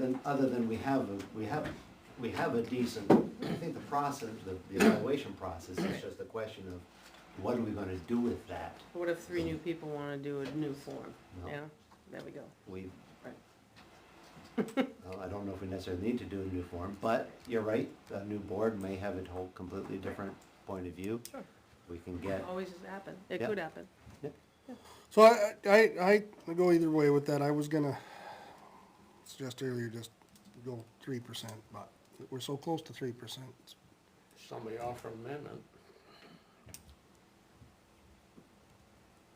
all right, I will make the amendment that we amend we amend it to be a 3% across the board. I don't know how to word that specifically, any more than that, just do it, but basically just turn it back into the article that we always have, for a 3% raise across the board. And what would that magic number now be, Beth, instead of the 99726? 101, 829. 101, How was that 829. 10? So you would amend it to shall the town raise and appropriate Was that 76,000. 102? 372. 76,372, represent, Which would represent 3%, for the 9 months. 3% pay increases for all town non-personnel, period, or question mark. Period at that You're point. not gonna get rid of, you're gonna get rid of based on the evaluations. Right.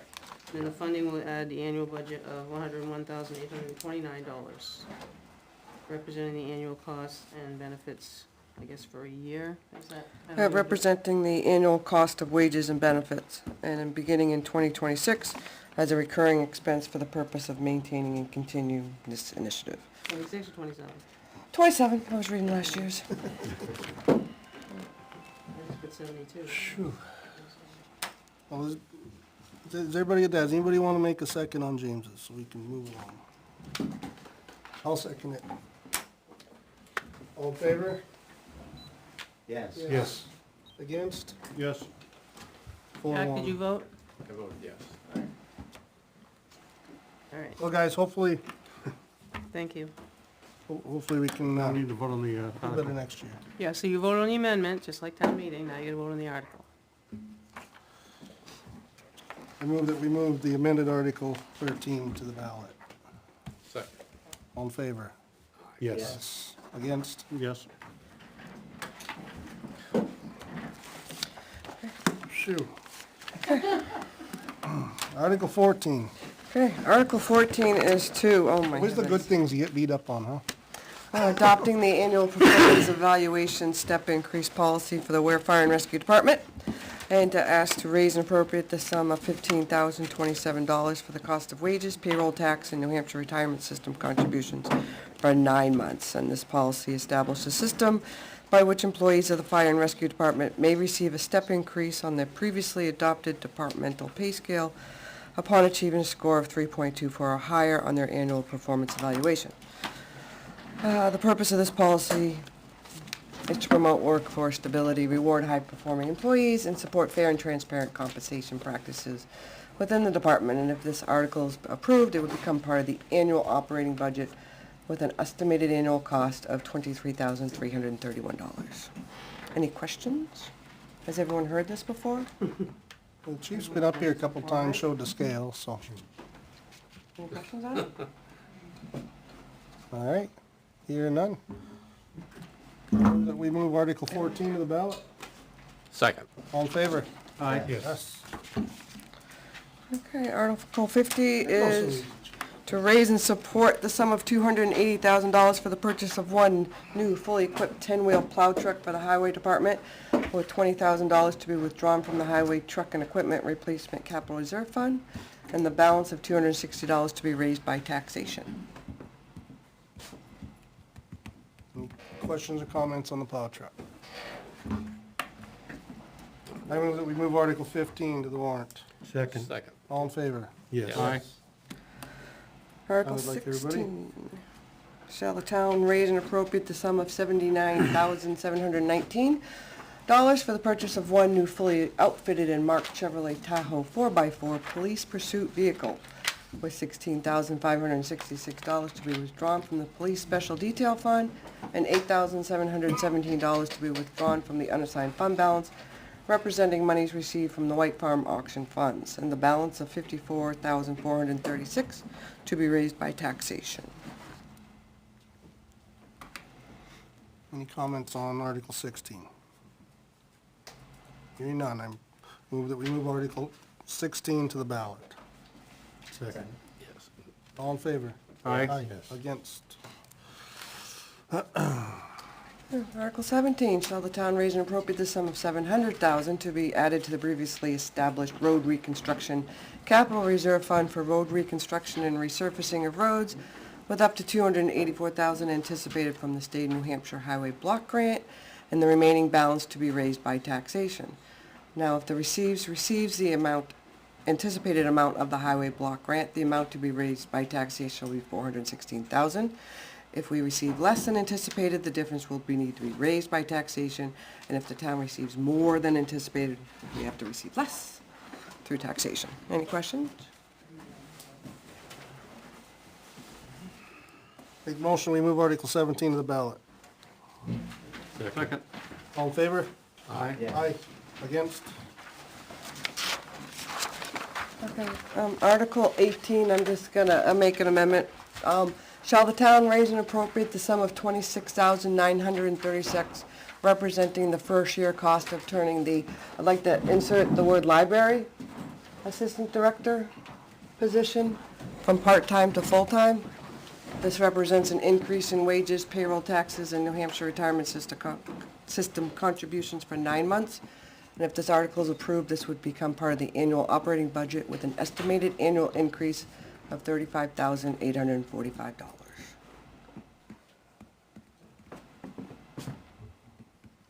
Comments? No? Make motion, move Article 18 to the ballot. Second. As amended? As amended, As amended, yes. yes. I second that.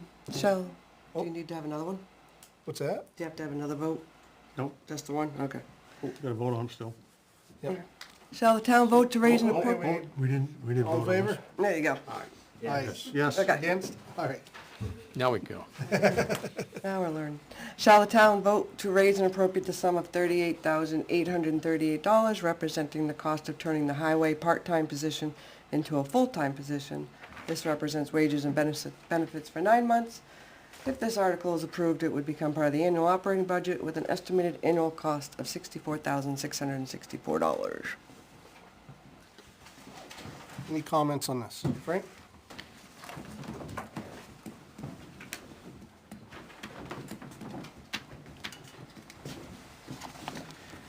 Not necessarily speaking against the article, but I have a concern about the total dollar amount for 12 months. I don't think it can truly be accounted for, but how does that salary jive with wintertime and overtime? In the wintertime is where you get most overtime. I mean, I don't know, unlike the police department, I don't know what overtime money is attributed to individual employees of the highway department. So I think from my standpoint, I think it's very risky to see that $64,000 for a year. Well, our idea With the, on this person is, the highway department, they've been doing it as they have time, but they're gonna be doing some building maintenance, all town buildings, not just the highway shed. They're gonna be shoveling the walkways out front here. It's not gonna be someone that's gonna be working overtime, because we don't need walkways shoveled at midnight when there's nobody at work here in the building. So it's. I would imagine there'd be overtime. well, I would imagine, I Yeah, can't. but it's not gonna be a lot. Well, that's all relative. I think, Whether it's $10 or. I think the answer to your question is. And I know it's a hard target, I get that, and there is no answer. Even for the regular, the plow drivers, how do you figure overtime? You never know. Right. I mean, what have we had? We've had, 2-inch snowstorms, Yeah. and a little bit of ice.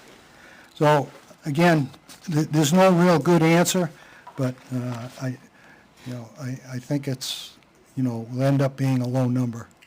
I think half of it is as it is, and the other half won't be overtime based. The way to say it? Well, I think he's pointing out that make the comment that number will be higher, but we can't calculate that. Right, yeah, and I know, and I, Isn't it the same way right now, if he's a half-time person Yeah, getting overtime? yes. So half of it's for the 20 hours for doing the non-overtime tasks Right. of maintenance, and the other side is overtime potential tasks for the 20 hours for driving the truck. Yeah. So I think it's, I understand what Okay, Frank's saying. okay. We can't give. yeah, and I don't ask it accusingly, I know. to be sure. Yep. Yeah, okay. Thank you. Any other questions on Article 14? I move Article 19 be placed on the warrant as written. second. All in favor? Aye? Aye. Against? Shall the town raise and appropriate the sum of $100,000 for the purpose of purchasing a new scale transfer station, and to authorize the withdrawal of the sum of $100,000 from the previously established transfer station recyclable special revenue fund, which was created for this purpose?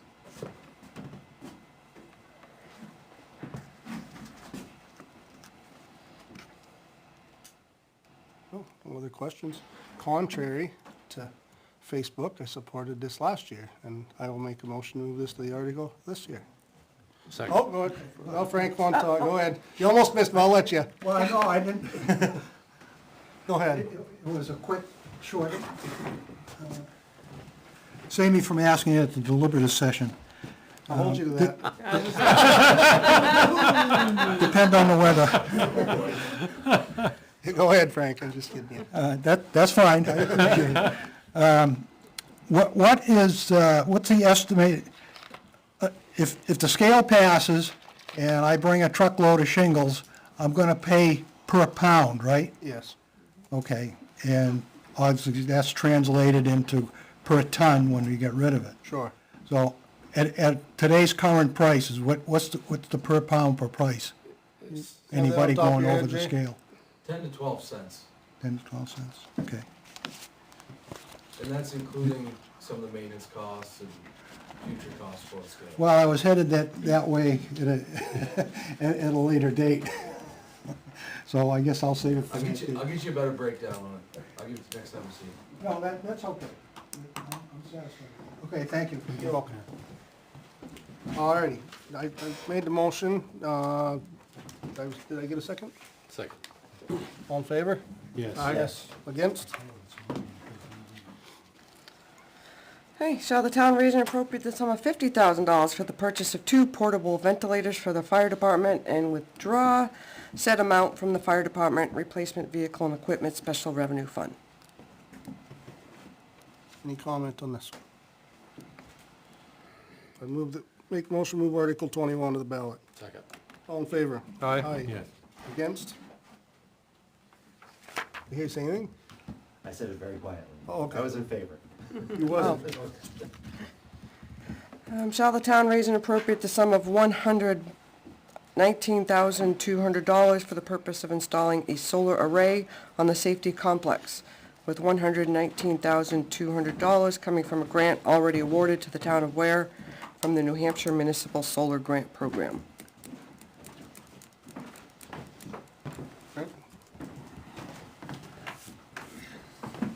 I'm pretty sure I heard through the individual presentation of this, but I don't remember.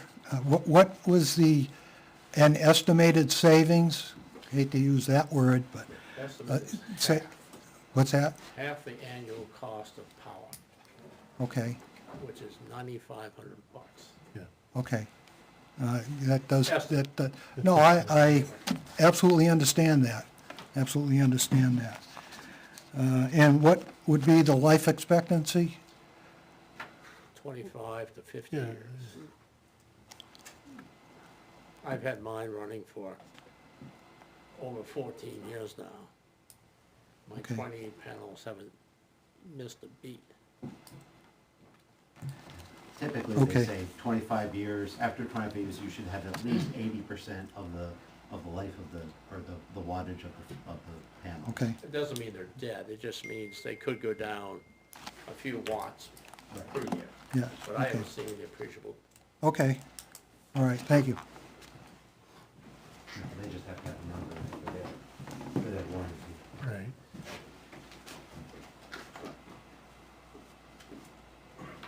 Move that we move Article 22 to the ballot. Second. All in favor? Aye. Yes. Yep. Against? Article 23, shall the town amend the funding mechanism of the transfer station special revenue fund previously established under RSA 31:95-C by authorizing that all expenditures related to recycling operations, including but not limited to recyclable disposal and hauling, to be paid from the transfer station special revenue fund rather than from the town's operating budget. And further, to increase the percentage of revenues derived from the recycling operations deposited into said fund from 50 to 100%. And I believe we have to have a hearing after deliberative. After deliberative, before Before town vote. meeting, you have to have a public hearing to do the change. Okay. Because if somebody changes it at town meeting, you're not gonna do it until. I wish Dick was here to give the credit to, because I think this is, he brought up the question about the hauling and everything, if it went to 100% last year, and I think Jay and Beth answered those questions, so, because it even made me think about something I never thought about before when I supported it, so. This fixes those questions, and I don't know where you could find a hole in it now, I guess. No, we'll reduce the operating budget for 27 if this passes. No. I was gonna give him kudos, I'm not giving him a hard time, because that was a good question, I thought. Still give them a hard time. Yeah, I was gonna say. We won't tell him he said anything. All right, I move that we move Article 23 to the ballot. Second. All in favor? Aye. Aye. Against? Shall the town establish a revolving fund pursuant to RSA 31:95-8 for the purpose of fire and rescue details? All revenues received from the performance of fire and/or rescue details will be deposited into the fund, and the money in the fund shall be allowed to accumulate from year to year and shall not be considered part of the town's general fund balance. The town treasurer shall have custody of all monies in the fund and shall pay out the same only upon order of the governing body, and no further approval is required by the legislative body to expend. Such funds may be expended only for the purpose for which the fund was created.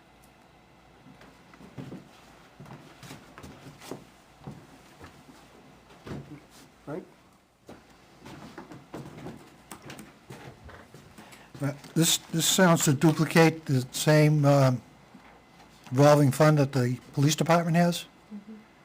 Yeah, with detail. What does the fire department do for details that they get paid? We contract.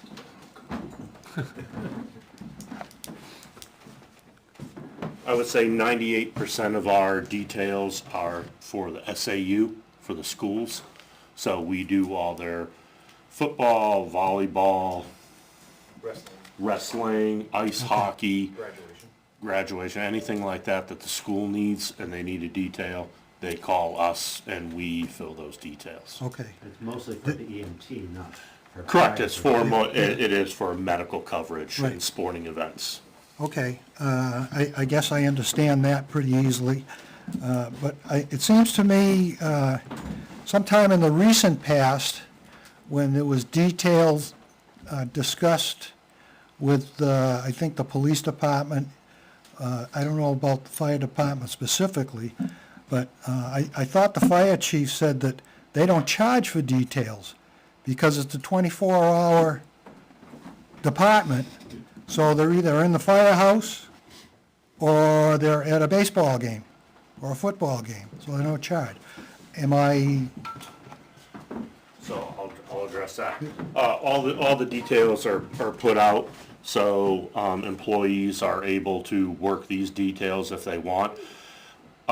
We can't, the school requires us, when there's a sporting event, that there be an EMT there. And if we have a call out in the general public, there's no way we could pull that person off the field because then the game would have to literally stop. So these details go out. What this is doing right now is in my budget, which you saw, I had $1,500 to cover details. Well, that was before we started doing all these details for the school. Now, what happens normally is, like police details or any other detail, the person, this being the SAU, we charge them X amount of dollars. I'm just going to throw out $50 just for a number. We charge them $50 an hour. They, in turn, pay the town the $50 an hour.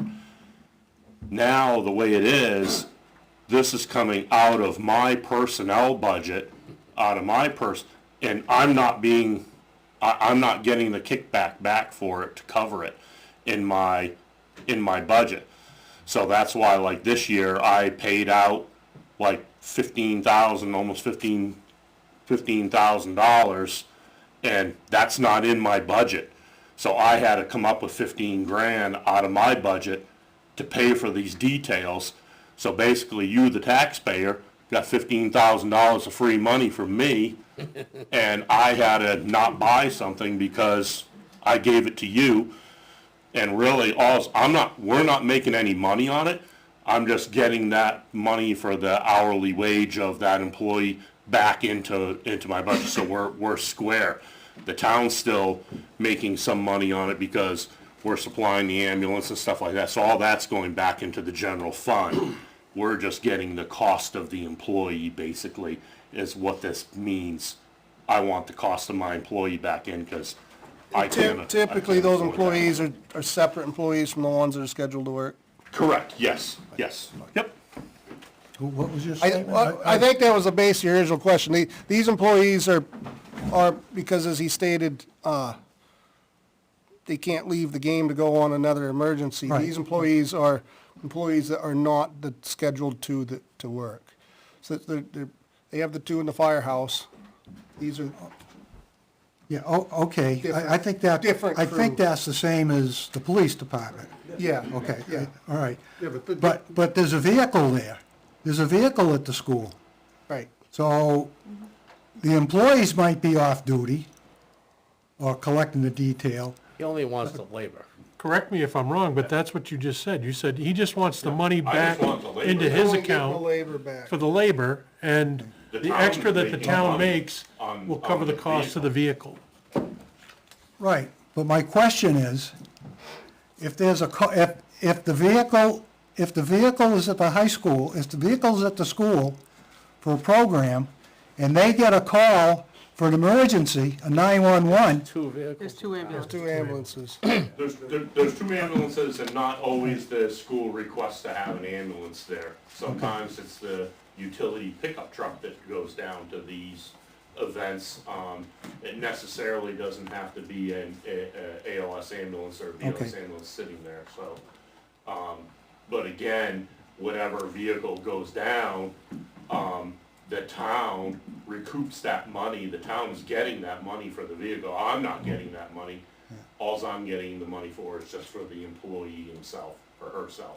okay. And But- just to clarify, don't mean to interrupt you, Frank. No. The employee is just making their hourly wage, they're not getting some special detail pay. They get detail pay, yes. They get detail pay. Okay. But again, over and above what they get per hour, just say they get $30 an hour and we're charging $50 or $60 an hour, that means the town is getting $30 an hour put back into the general fund for us doing it. Plus, we're doing it for the school, and as far as I know, the school really couldn't find anyone else to do it. So, That cheaply, anyway. that cheaply, and if they don't, there goes your taxes on the SAU side just went up because people charge, $150, $200 an hour to have an ambulance sitting down there. And Okay, we're so- not charging anywhere near that, so. So unlike the police department, right now, they say their detail is not taxpayers' money. But in this regard here, it is taxpayers' money. Yep, absolutely, it's a SAU side. All he's asking for is to recoup the money coming out of his budget to do the detail for the labor. Because the town gets all the money, he's asking for a redistribution of wealth back to him for the labor. Correct, because if this, But who is paying for that labor? Who's the The ultimate SAU. payer? Who is the ultimate payer But of that? forget it. You got a choice. The way it works now is the town keeps all the money and he's short 15 grand for something he hasn't budgeted for his labor for his 8 people. Okay? He's actually getting taxed for the right of bringing these ambulances and people to the game. He's just asking to get repaid for the labor he shelled out to have somebody show up and do that. That's all he's asking. Okay. All right, That's it. but it's the taxpayer is the ultimate payer. Yeah. Okay, that's all I wanted. Well, Caitlin, I'm not opposed to this, but I do have a question. So on the John Stark warrant, there is an article to hire an athletic trainer, an EMT that would take over those duties. So All hope and pray. Yes. if that happens, like what percentage of your details are John Stark right now? All of them? 98%. So John Stark, not the middle school or elementary school? Okay. Correct, most of It's mostly John Stark. So then you would no longer be doing any details at John Stark essentially, if that were to pass. We still do like graduation. Right, Okay, graduation. but no stuff. sport, it would be no sporting events, which is the majority of your details? Correct. Okay, We would not be needed there because they had an athletic trainer. so if that passes, do you need this? Yes. Yes, because on the event that I send a person down there, say that they only keep their athletic trainer for 5 months and then they leave, and then I get the call from John Stark saying, hey, you guys, we're begging you, can you come down and do our sports for us? Okay, I mean, Sounds again, like- I'm not making any money, I'm just covering employee costs as well. We don't fair lose enough. any money. Yeah. Sure, we get it. Roll it. I move that we move Article 24 to the ballot. Second. All in favor? Aye. Aye. Against?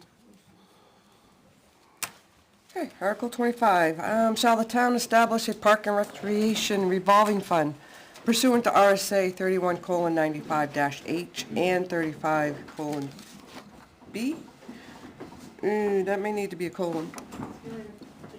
Well, I guess it's just 35B:2. For the purpose of acquiring, improving, and developing land and facilities for parks and recreational uses, including land that may become available in the future, and to further vote to authorize that revenue received for parks and recreation purposes, including but not limited to fees, donation, grants, and other miscellaneous revenues, may be deposited into said fund and to designate the Board of Selectmen and as agents to expend from said fund.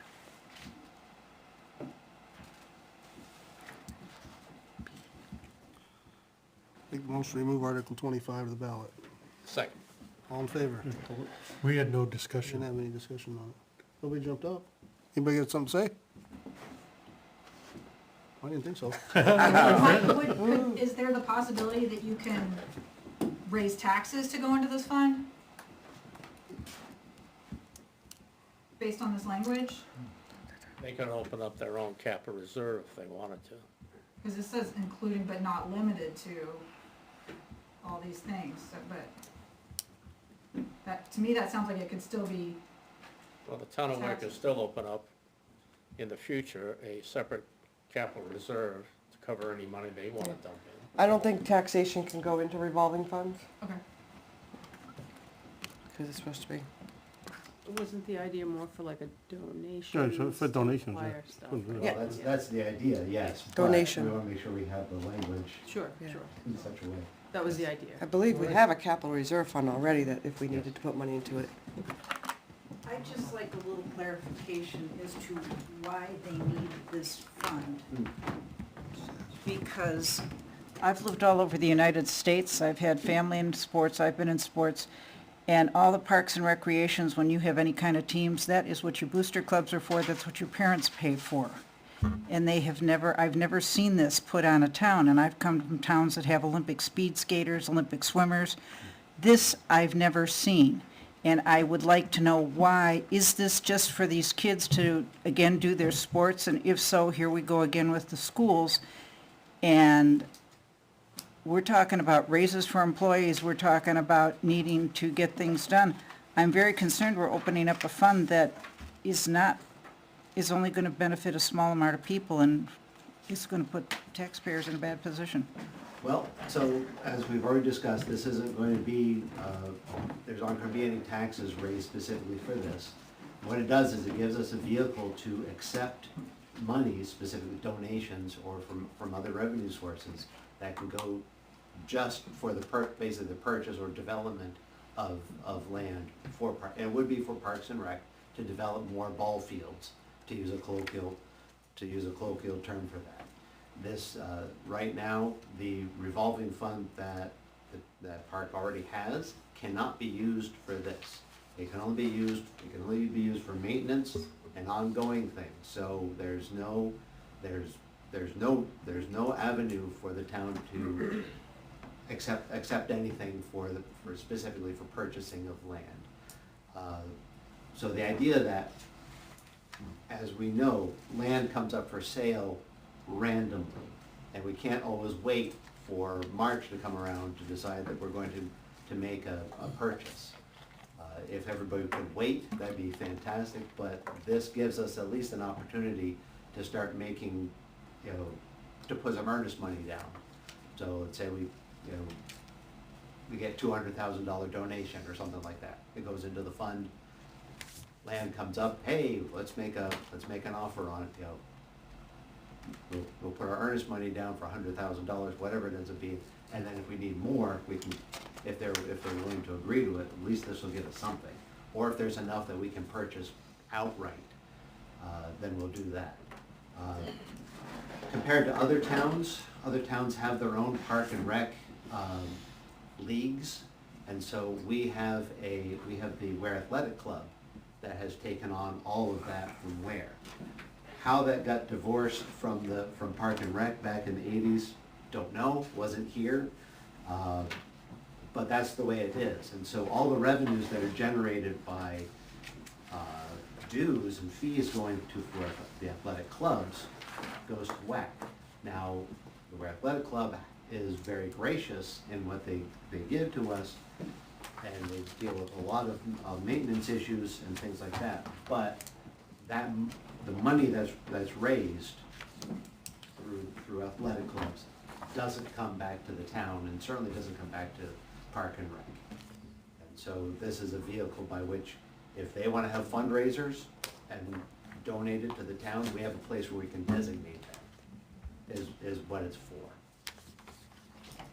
And again, it's gonna be separate from the maintenance revolving fund that we have right now, which cannot be used based on lawyer readings of it. We can't use that fund for the purchase of land.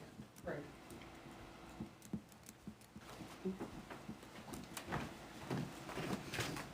Hi, Tom Flaherty. Are there any funds that would be redirected into this that are currently coming into the general fund? I see fees, I'm thinking of Chase Park, I don't know, like, does that include that, or? That language was put in there so that we wouldn't have, you know, if something came up, the answer is no, there's nothing specific that's in the works right now to go into this. Okay. This is just going to be. Just creating a bucket? That was created, right. And Okay. And this would just, the language is there in case something, you know. in Okay. case, But there's nothing in the. No existing stream is gonna just move over to this bucket that's We don't already? have that much income for Parks and Rec. Yeah, okay, I didn't know, what income they're currently getting, you know, for, 90% of it comes from Chase Park? the park. Thank you. Yeah. And so would that income come into this fund? No, Or, it doesn't partially go to the other one, right? It goes to the. as it does now? Yeah. Okay, Nothing so, changes. all right, thank you. This article just makes the bucket. Yep. So we can start putting stuff in. Okay, thanks. I'm not stealing from the first bucket. Which I'm not sure we could do anyway. No.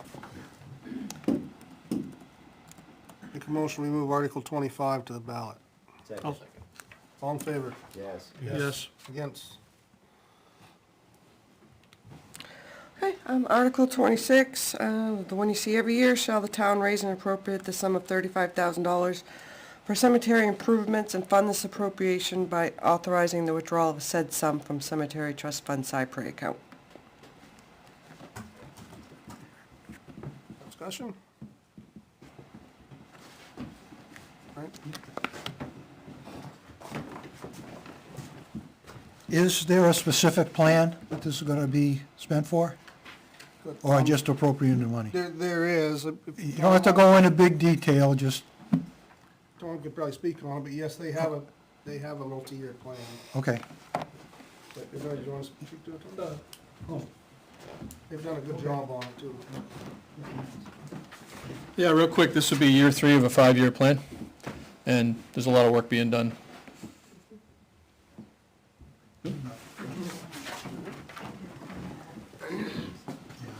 Make motion, move Article 26 to the ballot. Second. All in favor? Aye. Aye. Against? Article 27, shall the town authorize the planning board as the regulator to administer and enforce the provisions of RSA 155-E relative to local regulation of earth excavation and to transfer the authority of issuing excavation permits and enforcing earth excavation regulations from the Board of Selectmen to the planning board. This action is taken pursuant to RSA 155-E:1, which allows the local legislative body to delegate such authority to the planning board. If adopted, the planning board shall have full authority to review, approve, condition, monitor, and enforce all excavation permits and operations within the town in accordance with RSA 155-E and any supporting local regulations. If approved, the town further authorizes the planning board to adopt and amend earth excavation regulations consistent with RSA 155-E following a duly noticed public hearing. That's a lot of words. That was a lot of words. So for, Sum it up. we'll see what we got for public comment, but, and Jack can speak to it, but most towns, the planning board handles this. I don't know how it got to the Board of Selectmen I here. think it was in the 70s, way back to the 70s, I think. Probably somebody had a pit, was a selectman or something. Maybe it wasn't a functioning, full functioning, planning board back then. You know, it was basically. Planning board was in the 70s, because That's I've come different, across minutes. Huh? Is the question that the current group running it is not doing a good job, so we need to give it to somebody else? What is the issue? Most towns use planning boards to do this, because they're in the planning for land use. The select board typically does not do that for planning of land use. So the intent is to move it where it probably most likely benefits to the planning board. We've got it, whatever happened 40 years ago, for whatever reason. We reviewed it with our town engineer, discussed it, and we thought it'd be a good idea to follow his advice. Attorney even weighed in on it, didn't he? So, attorney advised us this would be the, so anybody's gonna open a new gravel pit, the planning board's gonna be the ones to weigh in on it. Yeah, That's basically what it is for gravel pits. we're one of the few towns that the selectmen do the regulating, because your land use, it's a land use regulation, and the land use regulation belongs with the planning and the zoning. Zoning is a different, zoning tells you where you can and can't open new gravel pits, like not in the center of town and all these other things, so there's, just, it's more fluent, a better place for it. You know, this board changes more often than some of the other boards, and they're more in tune also with what happens if there's changes to the House bills and things like that. To do with land use regulations, they're more in tune than you are, so. It's similar to site plans that planning boards Yes. are good at. Yep. Same thing. Yes. Well, I gather that this was to take place of, or to include gravel pits, but does also include what, potential large developments? Specifically, Because a potential large development would come before the planning board, right? Correct. Which may include moving Well, that's a technicality because there's an there's a article in zoning that in residential, meaning non-commercial, non-industrial, require a special exception for taking gravel off-site, like mining and removing. Yeah, But as long as you want to push it around on-site to build your roads, you don't need to. okay. So this is basically changing nothing in terms of zoning. This is just taking it from the select board Yeah. and moving it to the planning board. Yeah, that I get, okay. All right, thanks again. Make a motion, we move Article 27 to the ballot. Second. All in favor? Yes. Aye. Against? I'm aye too. Article 28, shall the town change the term of office for the supervisor of the checklist from 6 years to 3 years as authorized by RSA 41:46-A as amended by House Bill 151, or take any action relative thereto?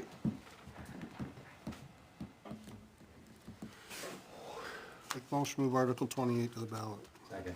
All in favor? Yes. Yes. Now, do not discuss the petition, correct? no, we don't.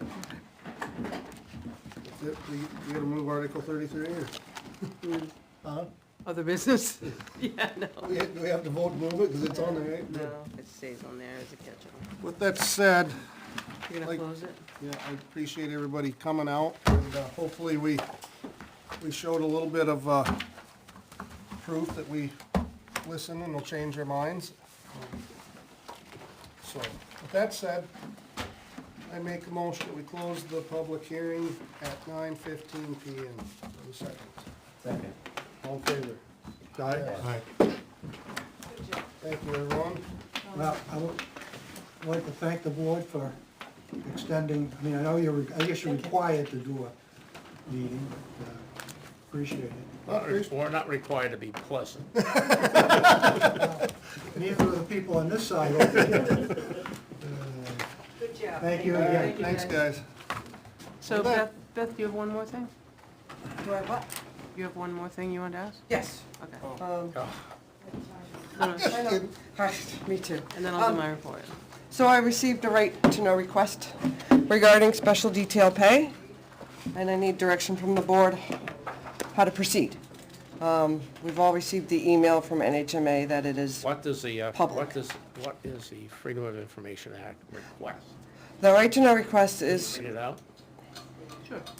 I want to know what it I know what it means, I want to know what it says. okay. Pursuant to New Hampshire RSA 91A, I'm requesting copies of all public records relating to police department details for fiscal year 2025. including for each receipt and each payment, the names of parties, the dates and amounts of each payment or receipt, the purpose of the payment or receipt, the date or payment and service, and the balance of the account at the beginning and end of the year. Balance of what account?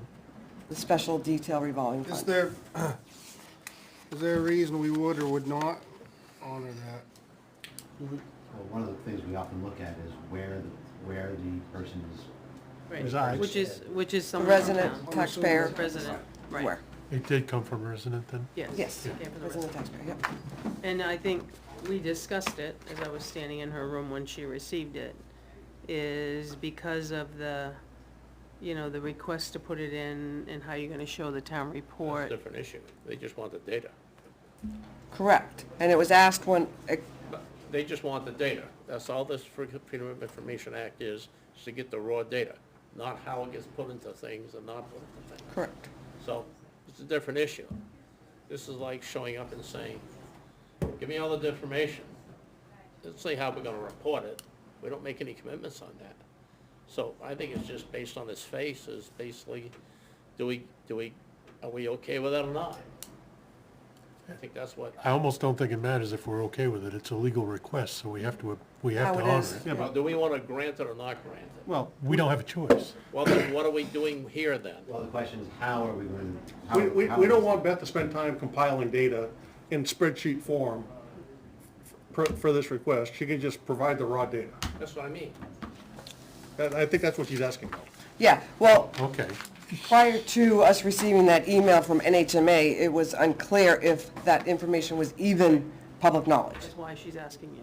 Because at the time I received this, you guys never stated if it was public knowledge that those detail earnings were available. Let me ask you Well, I this. think there was a discussion on that because There was a discussion. I asked how some particular information was received and Yeah, and it was almost told sounded like I was in the wrong, that I didn't get a right-to-know request, that I just gave it That- out. that- Make this real And I just wanna simple. make sure What that- does NHMA say?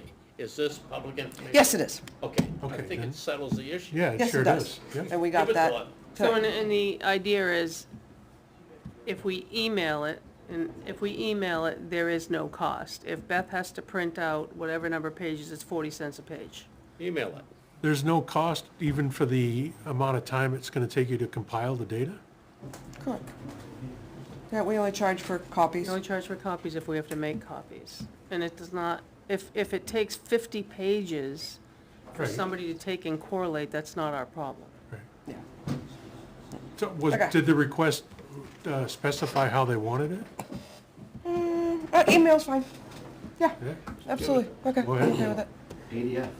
PDF. Okay, second request is the annual report. I have to submit my reports to the compiler of the annual report by Monday. Wait a minute, that's not part of the request. No, she said No. that request number 2. Another question. We moved on, Jack. Moved on. I don't care what you do. I have to be directed. I was directed the first time, I was directed the second time. Who directed the second? The last board. Yeah. Who? The last board. Oh, So how would you like me to include the special detail wages in the annual report? Yes, Okay, from me. I'd say do it like we did last year, like last year. as a. Jack, like last year? Benji? As a separate, As a separate total, not broken out by officer. okay. oh. I want to make sure that I was answering. I don't see what the deal is either way. I like to see it by officer, and I'll tell you Why why. don't you do it a separate list by officer and not have it part of their regular wages? So it's bifurcated. Here's a list of all the overtime by officers or details by officers. And here is a list of all their pay, which is from the town. So there's two lists. They can go and add the two together if they want to. This is a copy of the website. Transparent New Hampshire. You can plug in any state employee's name in here, including state police officers, and select that you want to see what they get for special duty per year, and it will tell you. Not local police, this is state police. I mean, if the state police transparent like this, why can't we be? Can I see that? I'm good with separating it back out, like I said, it doesn't have to be part of the, No, it can be a separate section of the report, Give it as to long as us. it's separated. Period. Let the So people- Jack, clarification, two lists, meaning the regular earnings and then the breakdown of the special detail with the If earnings. they wanna go add the two together, then go add the two Well, together. that's kind of how Yep. we always used to, because when I worked in like 4 departments, you had to go to 4 departments to add them up. I wouldn't Is that think what we this does? would add that to the So this is number. just this line, They so make with this 50,000 particular and make officer. 5,000. Yeah, that's each. what Be he their did. regular That's what he did pay. in 2024. 55,000. Salary, He's a 50,000, sergeant, he's a head of detail, barracks, so 5,000. he doesn't do much. So I have the page What I'm where saying is, where it is- was. Does his name also have a line that says? Have one wages? separate page, Oh, yeah, yeah, special this- detail This is a drop earnings. down, it should be all kinds of different Pages. names. This is what the, Your minute this is taker what the can't pick town this pays up. them. And then the second page, I'll let her is like, know. this is what, and So do you have to This is do what the they make math on the to details. figure out how much they make That what you're- total? That's Mike, because I think that was their Line for that- no, I concern, don't was think to, that's not the salary they're hired for, and I understand that, but, I still don't know why this is a big issue, because Yeah, I don't doesn't really- the, new regulations for the pension no longer take all this extra money and put it on top of the pension? We have three officers who are vested. Their detail does go towards their, Does. yeah. Well, if it is, it is. I don't know what her Does that give you matters. direction? Well, so far I've gotten regular earnings, and then on a separate page, do special detail. or separate line or whatever, wherever it fits, but yes. Per officer. I mean, if we're trying to be transparent, you probably ought to list it out. So I got a 4 listed out and 1 keep it like last year, is that what I hear? Well, last year is just a bottom line summary of all details. No, I understand, we're Not taking a broken poll down. down the table, and to start with, James said leave it the same, and I think I heard you say break it out. Right. Two lists. Yep, that's, I'm The taking a first poll. list is the same as last year. I understand, I'm The trying to- second list is different because we're gonna list all the. I understand, I'm trying to take a new poll. We We gotta vote on this to tell her what to do. Need some direction. So, do I hear a 4-to-1 vote to break it out? Break it out. Majority vote, Yeah, majority? Break it out, yeah. Yep. Break it out. Don't even have to put 4-to-1, just majority, right? Thank you. Is that okay? Is that all you had?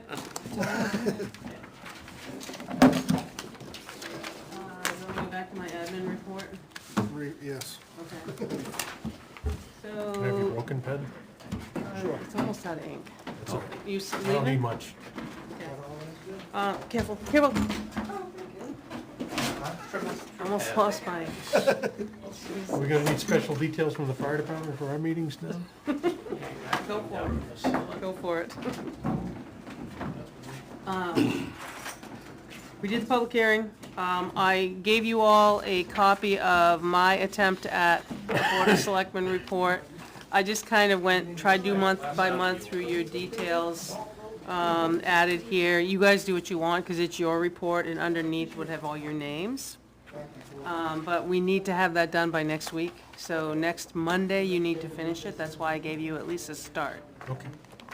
So, a final warrant will need to be finished, and you guys did that, so we will amend it with the amendments, and we will have your signature, and then next week, all we have to do is sign it, and then once you're done, Beth will have the default for the state form, she'll have the proposed for the state form, and I'll have the warrant, and then I'm gonna run across and let myself in the school and post it at the polling place, and here, and give the clerk a copy, so we need to do that. I think you guys saw an email from Assistant Chief Anderson regarding, there's 3 contracts that he sent us in regards to ambulance billing contracts. One was from WellSense, one was from Anthem Standard Ambulance Provider, and then one was from New Hampshire Standard Ambulance Provider. When was that email sent? That email was sent on week Thursday, ago. the 15th at 10:29. It came Oh, to yeah, the okay. board. My question to you is, it's 3 that are 30-plus pages. Do you want town council to review them? That's what the fire was basically asking us to do. Is that okay? Yes, on legal review. Yes.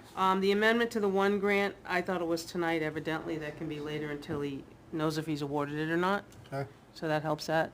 Then we also got 2 pieces of correspondence. I don't know if you want me to add it then or not. Basically, we got a letter from the Department of Revenue. It's an assessment review notice. And they're just basically satisfying RSA 21J3 and 21J11A, letting us know that every 5 years you have to do a reevaluation. Our last one was done in 2021. And also to let us know that a representative from the department will be contacting us to schedule a meeting regarding the requirements of the review, which will be handled through assessing, but you guys are the assessing person. Mary Ann's office with Avatar would be the person that they would reach out to, but just so you're aware, 2026 is a reevaluation year. In case of those that didn't know it, we did it last in '21. So that's that. And then we also got a letter from Avatar indicating that any update is needed for utility properties for new construction, annual valuations, or defensive values before the BTLA or Superior Court will be billed additionally at the developed annual rate of $200 an hour. This is also applied to any utility defense, abatement, and appeal work. Just to let you know. Have we not been being billed for that in the past? We hadn't been, but 2026, we're gonna start for 2026. How many abatements a year do they do like that? For them, I don't think we go to BTLA much. I mean, that's utilities. Mhm. You know, we just, BSNH. but I'm just saying in 2026, when they reevaluate, I don't know what will happen. And I think But that's she's only for putting, utilities, right? That's not for it residences. says new construction, annual evaluation, or defensive values at the BTLA. So anytime they're gonna go to the B, Yeah, we don't go to BTLA much, but they do, as part of their work. is they it in do their abatements. contract that they have to represent us at BTLA? I think it was, I'd have to look at that. I'm making you aware, but I will pull a contract for you so you look at it. Yeah. I mean, I don't remember if that's what the if that's a contract change of says. contract, that's not just a letter. Yeah, no, it's just basically letting us know. Bruce, we had a question last week about, do you know where we are with the building permit software? I know that was kind of your, Yeah, they've repriced it based on a couple of things that, we took a look at what what we actually need, and we got assessing isn't interested in using it, so if we knock a couple things out, we've got new pricing for them, so we okay. got to Lower pricing? Yeah, lower annual subscription and lower initial cost. Okay. Well, that's cool. Why is assessing reverse to it? I don't understand it. Okay. So, we'll do that So then, for now. and then just a reminder, and we've all talked about this, it's on the front of the page, the deliberative session is Saturday, January 31st at 9 AM. Pick your feet up, please. There you go. There we go. And then bottom ones are just that we keep on the radar. We good? Thank you. Well, nice job, everyone. I think it went well. I have had enough for one day. Yeah, so unless just a it's- question, was there anything as a result of tonight that you want to put on the 26th agenda? Yeah, we need I saw an email from McGuire. The Oh, he just sent police this one? union would like to be added. Okay. Because all I have is to sign the final 2026 town warrant budget and default and post for deliberative session. I have that. I don't have anything else from anybody. And then, we just got the email evidently. Yeah, we just got it.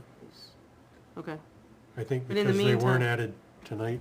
Right, because we posted the agenda, because last Monday when we talked, we said because that would be a full night with just the public hearing, we weren't gonna add anything more. Right. So that's why we are where we are. And then I had written to them, and you guys were all included, that we had decided that's why the agenda was posted early. Yep. Right. Because we were only gonna do that, everybody was gonna be here. Right. So I guess if anything comes up, you and I'll have to. Yep. Yep. A motion to adjourn? No, hold on a second, I got one thing to You add. got something else? In this whole special detail little exercise I went on here, the town does not take the cost of workman's comp out of the pay that they issue to the officer or the special detail, so we take that on the shoulder. So we should be taking it out? Workman's comp? Yeah, otherwise, we're So if supporting. they're on a detail and they get wiped out by a car, that doesn't cover them? No, the workman's comp is based, every dollar you pay in payroll, it's all payroll based, right? Workman's comp is all payroll based. Okay. And the money they make while they're on detail, Is exempt from that? no, we don't take the comp, we collect the money from whoever pays it, and then they get that detail pay, and we don't retain the workman's comp out of it. Oh, Say that one more time? You don't, We don't retain the workman's comp from their detail pay. how do you know that? Yeah. I asked Beth. So where does the extra money go? Comes out of the police payroll budget.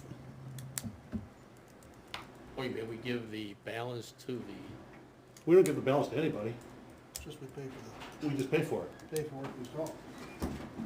when they're out doing private detail. see, what you're saying is we should be taking it out of the money we got left over from paying for the vehicle. I guess what I'm catching you, if we're gonna say that it's 100% tax-free, then we would need to take that workman's comp. Because right now, there is a little bit of tax money, even though it probably isn't money amount. Yeah. There's I see some what you're tax saying, money. yeah. Absolutely, yeah, that's what I I'm see, saying. yeah. Yeah.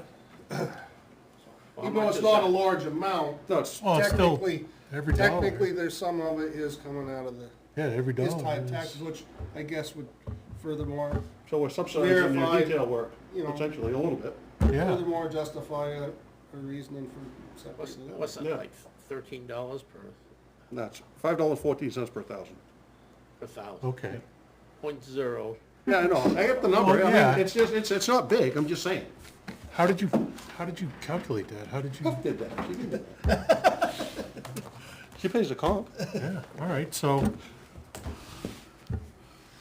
so that needs to be part of the billing, that we get that back into the town operating budget?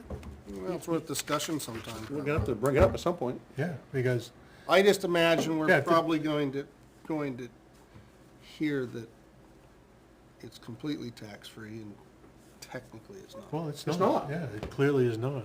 I mean, That's- the cost of the taxpayers, the comp.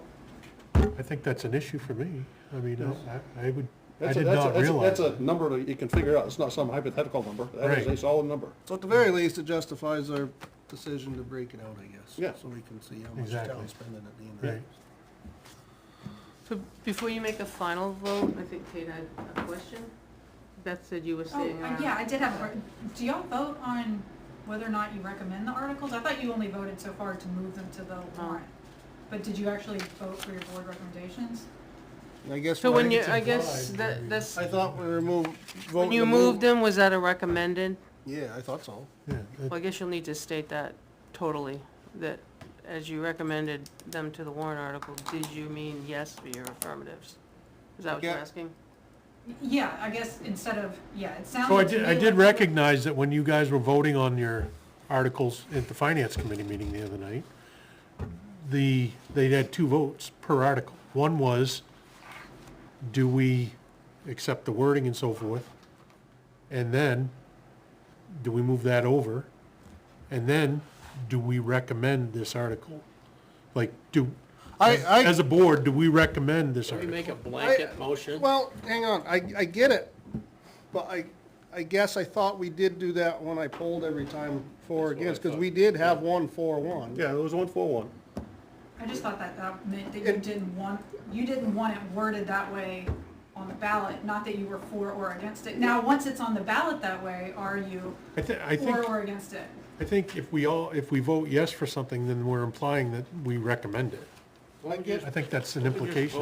vote one blanket one. For all You of them. can't, because you had one. I would just say, you know, do you have a? I know what she's asking, maybe we I mean, Okay, so you got- you got the it tally sounded to there. me like you were just moving them onto the Gotcha. ballot. No, I got you, maybe we should have done it different, I guess, I think,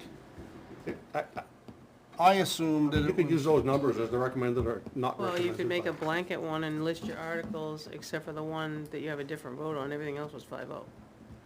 So I took a total, just because it's easier for the minute taker.